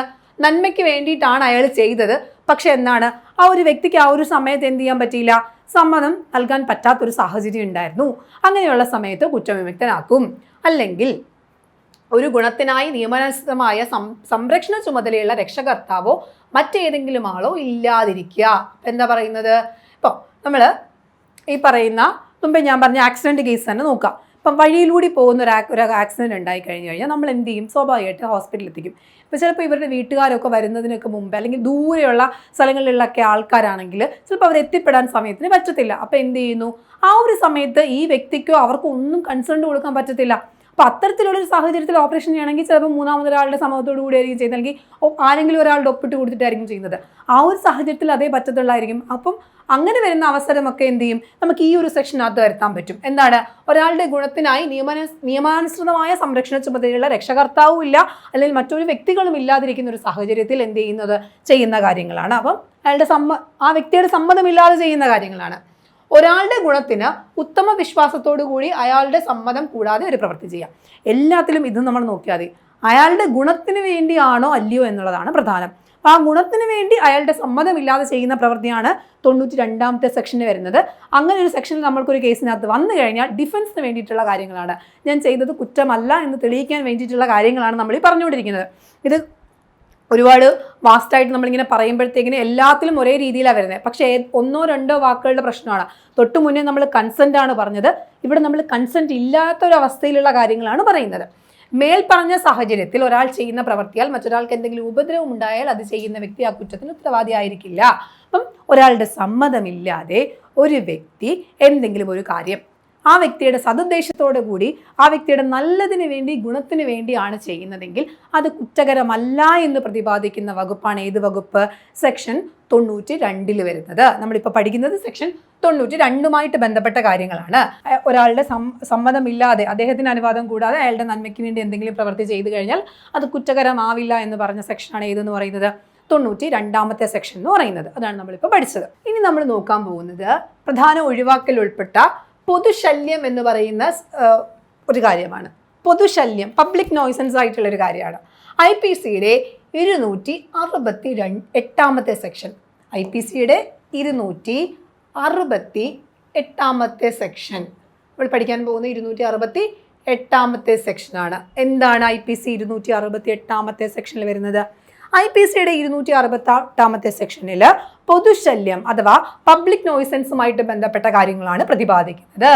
അപ്പോൾ IPCയുടെ 268 സെക്ഷൻ BNSൽ വരുമ്പോൾ ഏത് സെക്ഷനിലാകുമെന്ന് നമ്മൾ അറിയണം. BNSൽ 270 ആകും. IPCയിൽ 268 സെക്ഷൻ, BNSൽ വരുമ്പോൾ 270 ആവുന്ന സെക്ഷൻ എന്തിനെക്കുറിച്ച് പ്രതിപാദിക്കുന്നതാണ്? പൊതുശല്യം അഥവാ പബ്ലിക് നോയ്സൻസുമായിട്ട് ബന്ധപ്പെട്ട കാര്യങ്ങളാണ്. പൊതുശല്യങ്ങളെ കുറിച്ച് പ്രതിപാദിക്കുന്ന IPCയുടെ വകുപ്പ് ഏതാണെന്ന് ചോദിച്ചു കഴിഞ്ഞാൽ ഏത് സെക്ഷനിൽ വരും? 268 വരും. IPCയുടെ സെക്ഷൻ 268 എന്തിനെ കുറിച്ച് സംസാരിക്കുന്നു? പബ്ലിക് നോയ്സൻസ് അഥവാ പൊതുശല്യത്തെ കുറിച്ച് സംസാരിക്കുന്നു. പൊതുജനങ്ങൾക്ക് ദോഷമോ അപായമോ ഉപദ്രവമോ ഉണ്ടാകുന്ന ഒരു പ്രവൃത്തി ഒരാൾ നിയമവിരുദ്ധമായി ചെയ്യുകയാണെങ്കിൽ ആ വ്യക്തി ശിക്ഷിക്കപ്പെടുന്നതാണ് എന്ന് പ്രതിപാദിക്കുന്ന വകുപ്പ്. എന്താണ്? എന്തെങ്കിലും ഒരു വ്യക്തി ഒരു പ്രവൃത്തി ചെയ്യുന്നു, പൊതുശല്യമായിട്ട് വരികയാണ്, അല്ലെങ്കിൽ പൊതുശല്യമായിട്ട് രീതിയിൽ ചെയ്യുന്ന ഒരു പ്രവൃത്തിയാണ്.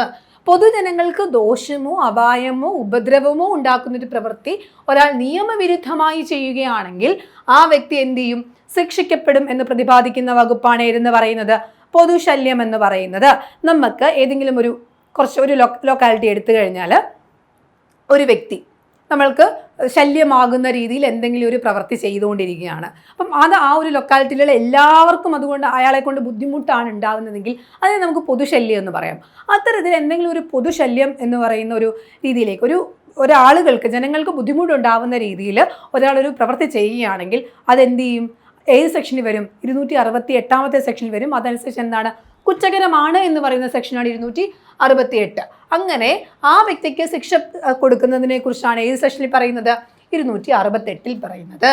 അങ്ങനെ പൊതുശല്യമായ പ്രവൃത്തി ആർക്കെങ്കിലും എന്തെങ്കിലും ഹിതമോ ഗുണമോ ഉണ്ടാകുന്നു എന്ന കാരണത്താൽ ആ ഉപദ്രവം എന്താകുന്നില്ല? മാപ്പാക്കപ്പെടുന്നില്ല. അപ്പം ഒരു വ്യക്തി എന്തെങ്കിലും രീതിയിലുള്ളൊരു ബുദ്ധിമുട്ട് പൊതുസമൂഹത്തിന് ഉണ്ടാക്കി കഴിഞ്ഞാൽ അതിനി ആരുടെ ദോഷത്തിനോ ഗുണത്തിനോ ആണെന്ന് പറഞ്ഞാലും അത് എന്തല്ല? കുറ്റകരമാണ്. അത് കുറ്റകരമല്ലാതാകുന്നില്ല എന്നാണ് എന്ത് പറയുന്നത്? ഈ വകുപ്പിൽ പറയുന്നത്. നമ്മൾ നോക്കിവെക്കുക, 268 വകുപ്പ് പൊതുശല്യം അഥവാ പബ്ലിക് നോയ്സൻസിനെ കുറിച്ചാണ് പറയുന്നത്. ഏതെങ്കിലും ഒരു രീതിയിൽ പൊതുജനങ്ങൾക്ക് ദോഷമുണ്ടാക്കുന്ന രീതിയിലോ അല്ലെങ്കിൽ എന്തെങ്കിലും അപായം ഉണ്ടാക്കുന്ന രീതിയിലോ ഉപദ്രവം ഉണ്ടാക്കുന്ന രീതിയിലോ ഒരു വ്യക്തി പ്രവർത്തിക്കുകയാണെങ്കിൽ അത് കുറ്റകരമാണ് എന്ന് പറയുന്ന വകുപ്പാണ് ഏതെന്ന് പറയുന്നത്? 268 പൊതുശല്യം എന്ന് ഓർത്ത് വെക്കുക. 268 പൊതുശല്യത്തെ കുറിച്ച് പ്രതിപാദിക്കുന്ന വകുപ്പാണ്. അത്തരത്തിലൊരു പ്രവൃത്തി കൊണ്ട് ഇനി ഏത് വ്യക്തിക്കും ഗുണമാണോ ദോഷമാണോ എന്നതിനപ്പുറത്തേക്ക് പൊതുവായി ജനങ്ങൾക്ക് ബുദ്ധിമുട്ടുണ്ടാക്കി കഴിഞ്ഞാൽ അത് എന്ത് വകുപ്പ് ഉൾപ്പെടും? അത് കുറ്റകരമാണ് എന്ന് പറയുന്ന വകുപ്പാണ് സെക്ഷൻ ഏത്? 268. അപ്പൊ 268 ഏത് സെക്ഷൻ അതാണ് വരുന്നത്? എന്താണ് വരുന്നത്? പൊതുശല്യവുമായിട്ട് ബന്ധപ്പെട്ട പബ്ലിക് നോയ്സൻസുമായിട്ട് ബന്ധപ്പെട്ട കാര്യങ്ങളാണ്. അങ്ങനെ ഒരു വ്യക്തി പൊതുജനങ്ങൾക്ക് ദോഷം ഉണ്ടാക്കി കഴിഞ്ഞു. അങ്ങനെയാണെങ്കിൽ എന്താണ്? കുറ്റകരമാണ്. കുറ്റകരമാണ് എന്ന് പറയുമ്പോൾ ശിക്ഷയുണ്ട്.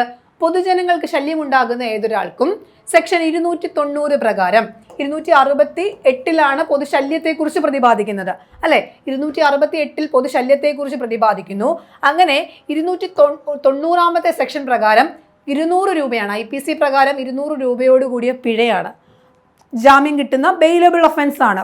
പൊതുശല്യം എന്ന് പറയുന്നൊരു സെക്ഷന് കീഴിൽ ഒരാൾക്കൊരു പൊതുശല്യമായിട്ട് വന്നു കഴിഞ്ഞാൽ അയാൾക്ക് എന്താ പറയുന്നൊരു നമ്മൾ പോലീസിൻ്റെ അടുത്ത് പറഞ്ഞു കഴിഞ്ഞാൽ അയാൾക്ക് ജാമ്യം കിട്ടുന്ന വകുപ്പാണ് വരുന്നത്.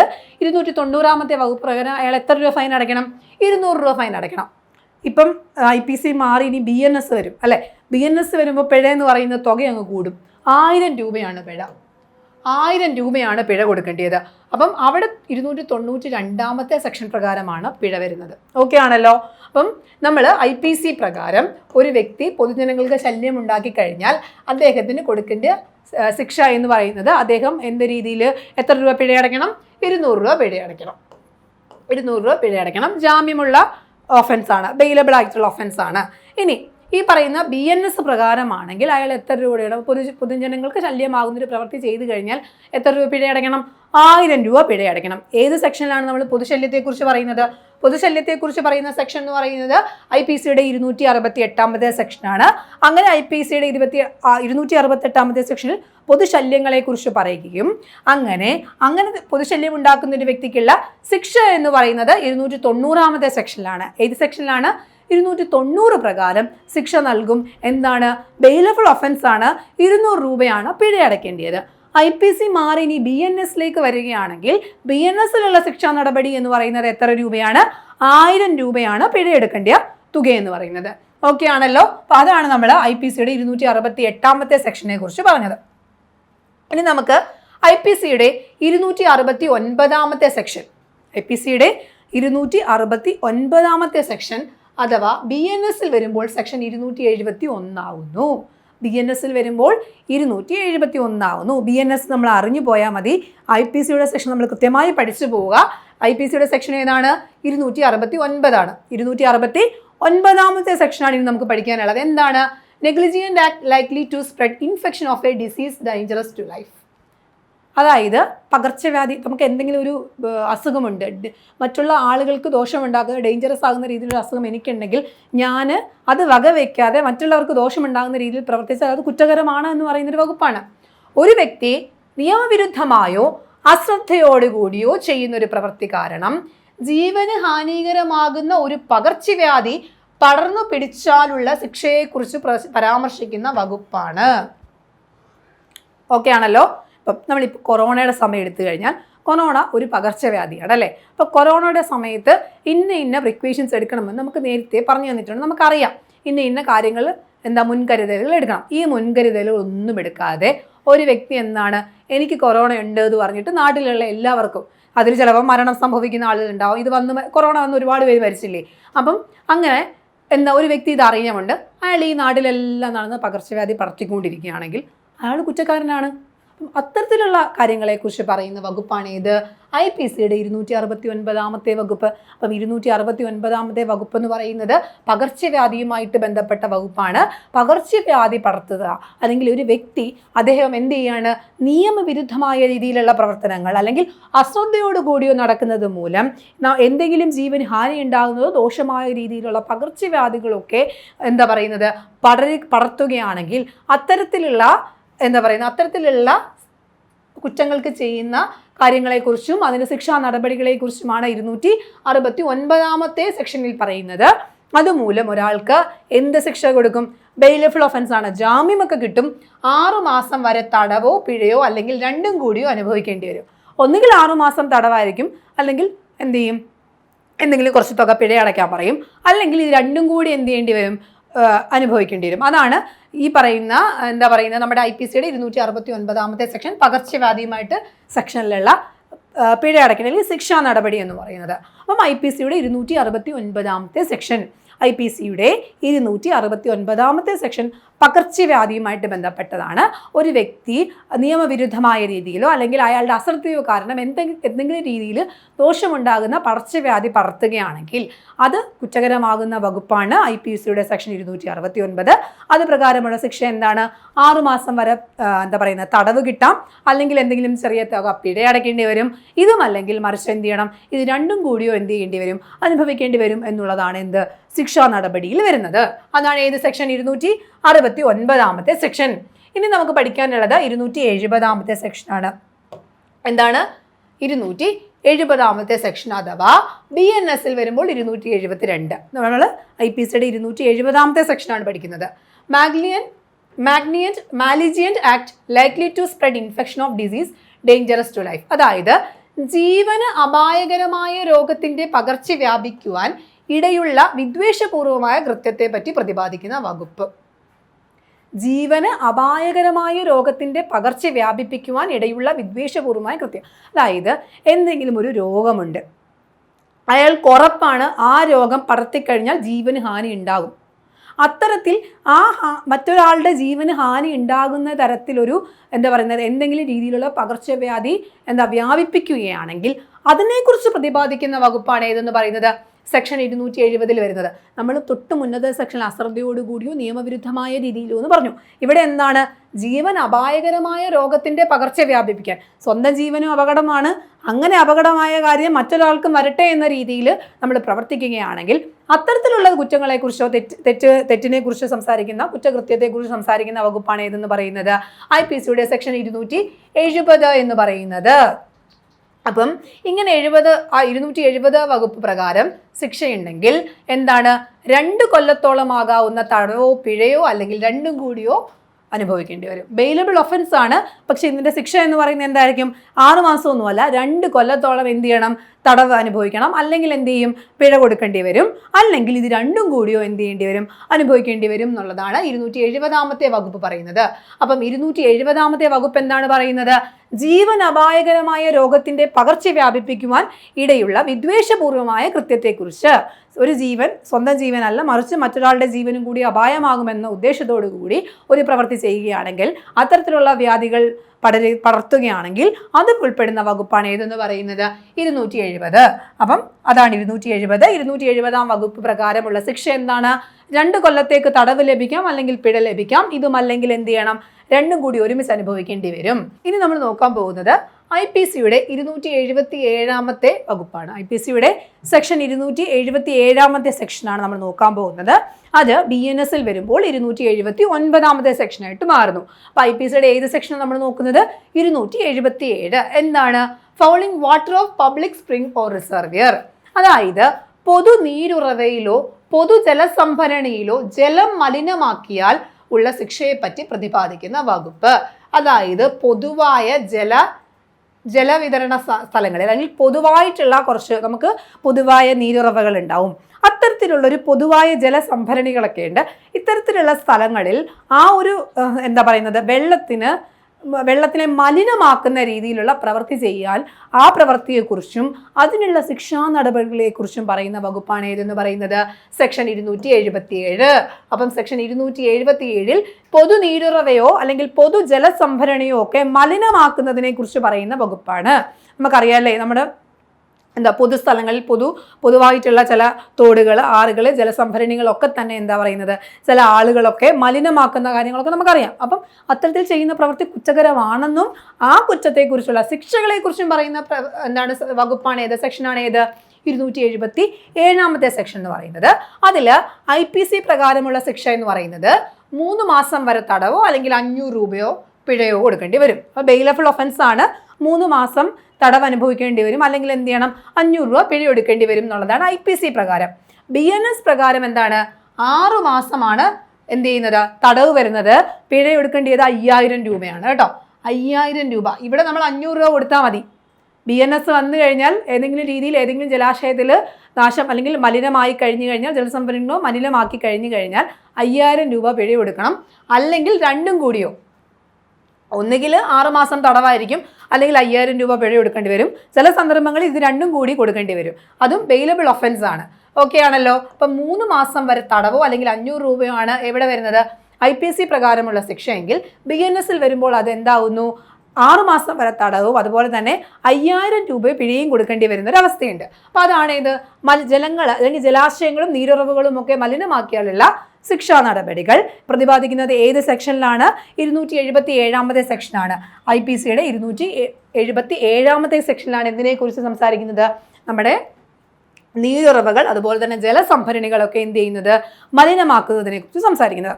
ഇത്രയുമാണ് PSCയുടെ ജനറൽ ആയിട്ടുള്ള എക്സെപ്ഷൻസിലേക്ക് വരുന്ന പൊതുവായ ഒഴിവാക്കലുകളിൽ ഉൾപ്പെടെയുള്ള 76 മുതൽ 106 വരെയാണ് പൊതുവായ ഒഴിവാക്കലുകൾ വരുന്നത്. അതിനുശേഷം നമ്മൾ പഠിച്ചത് എന്താണ്? പൊതുശല്യത്തെക്കുറിച്ചൊക്കെയാണ്. അപ്പം ഇതൊക്കെ ആ ഒരു ഒഴിവാക്കലിന് ശേഷം PSC നമ്മളോട് കൃത്യമായിട്ട് പറയുന്ന ടോപ്പിക്കുകളാണ്.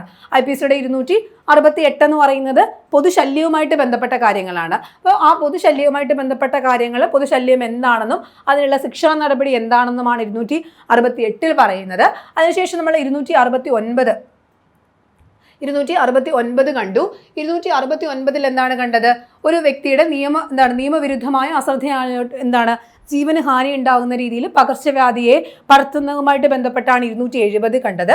269 കണ്ടത്. ഇനി നമ്മൾ 270 നോക്കി. 270 എന്താ പറയുന്നത്? ജീവൻ അപായമാകുന്ന രീതിയിലൊരു ഒരു പകർച്ചവ്യാധി ഉണ്ടെങ്കിൽ അത് മറ്റൊരാളിലേക്ക് അല്ലെങ്കിൽ നാട് മുഴുവൻ പടർത്തുകയാണെങ്കിൽ, അറിഞ്ഞുകൊണ്ട് പടർത്തുകയാണെങ്കിൽ അത് 270 വരുന്നത്. അതിൻ്റെ ശിക്ഷാ നടപടികളെ കുറിച്ച് നമ്മൾ പറഞ്ഞു. ഇനി അതിനുശേഷം നമ്മൾ പറഞ്ഞത് 277 സെക്ഷനാണ്. 277 സെക്ഷൻ നമ്മൾ പറഞ്ഞ എന്താണ്? ജലാശയങ്ങളും ജലസംഭരണികളും ഒക്കെ മലിനമാക്കുന്ന കാര്യങ്ങളാണ്. ഇത്രയുമാണ് PSCയുടെ ഇന്ത്യൻ പീനൽ കോഡ് എന്ന് പറയുന്ന അല്ലെങ്കിൽ ഇന്ത്യൻ ശിക്ഷാ നിയമം 1860 ആദ്യത്തെ ഒരു ഭാഗത്ത് ഉൾപ്പെട്ടിട്ടുള്ള കാര്യങ്ങൾ. കൃത്യമായിട്ട് PSC ഇത്രയും ഇന്ന സെക്ഷൻസുകളാണ് പഠിക്കേണ്ടതെന്ന് നമ്മൾ പറഞ്ഞിട്ടുണ്ട്. അതുകൊണ്ട് തന്നെ 81 മുതൽ 277 വരെയുള്ള സെക്ഷനാണ് ആദ്യത്തെ ഒരു ഭാഗത്ത് പറഞ്ഞിട്ടുള്ളത്. ആ സെക്ഷനുകളാണ് ഇന്നത്തെ ക്ലാസ്സിൽ നമ്മൾ നോക്കിയിട്ടുള്ളത്. ഈ അടുത്ത ക്ലാസ്സിലാണ് നമ്മൾ ഓരോന്നുമായിട്ട് ബന്ധപ്പെട്ട ഓരോരോ ഹെഡിങ്ങുമായിട്ട് ബന്ധപ്പെട്ടിട്ടുള്ള കാര്യങ്ങളുണ്ട്. അത് നമുക്ക് അടുത്ത ക്ലാസ്സുകളിൽ നോക്കാം.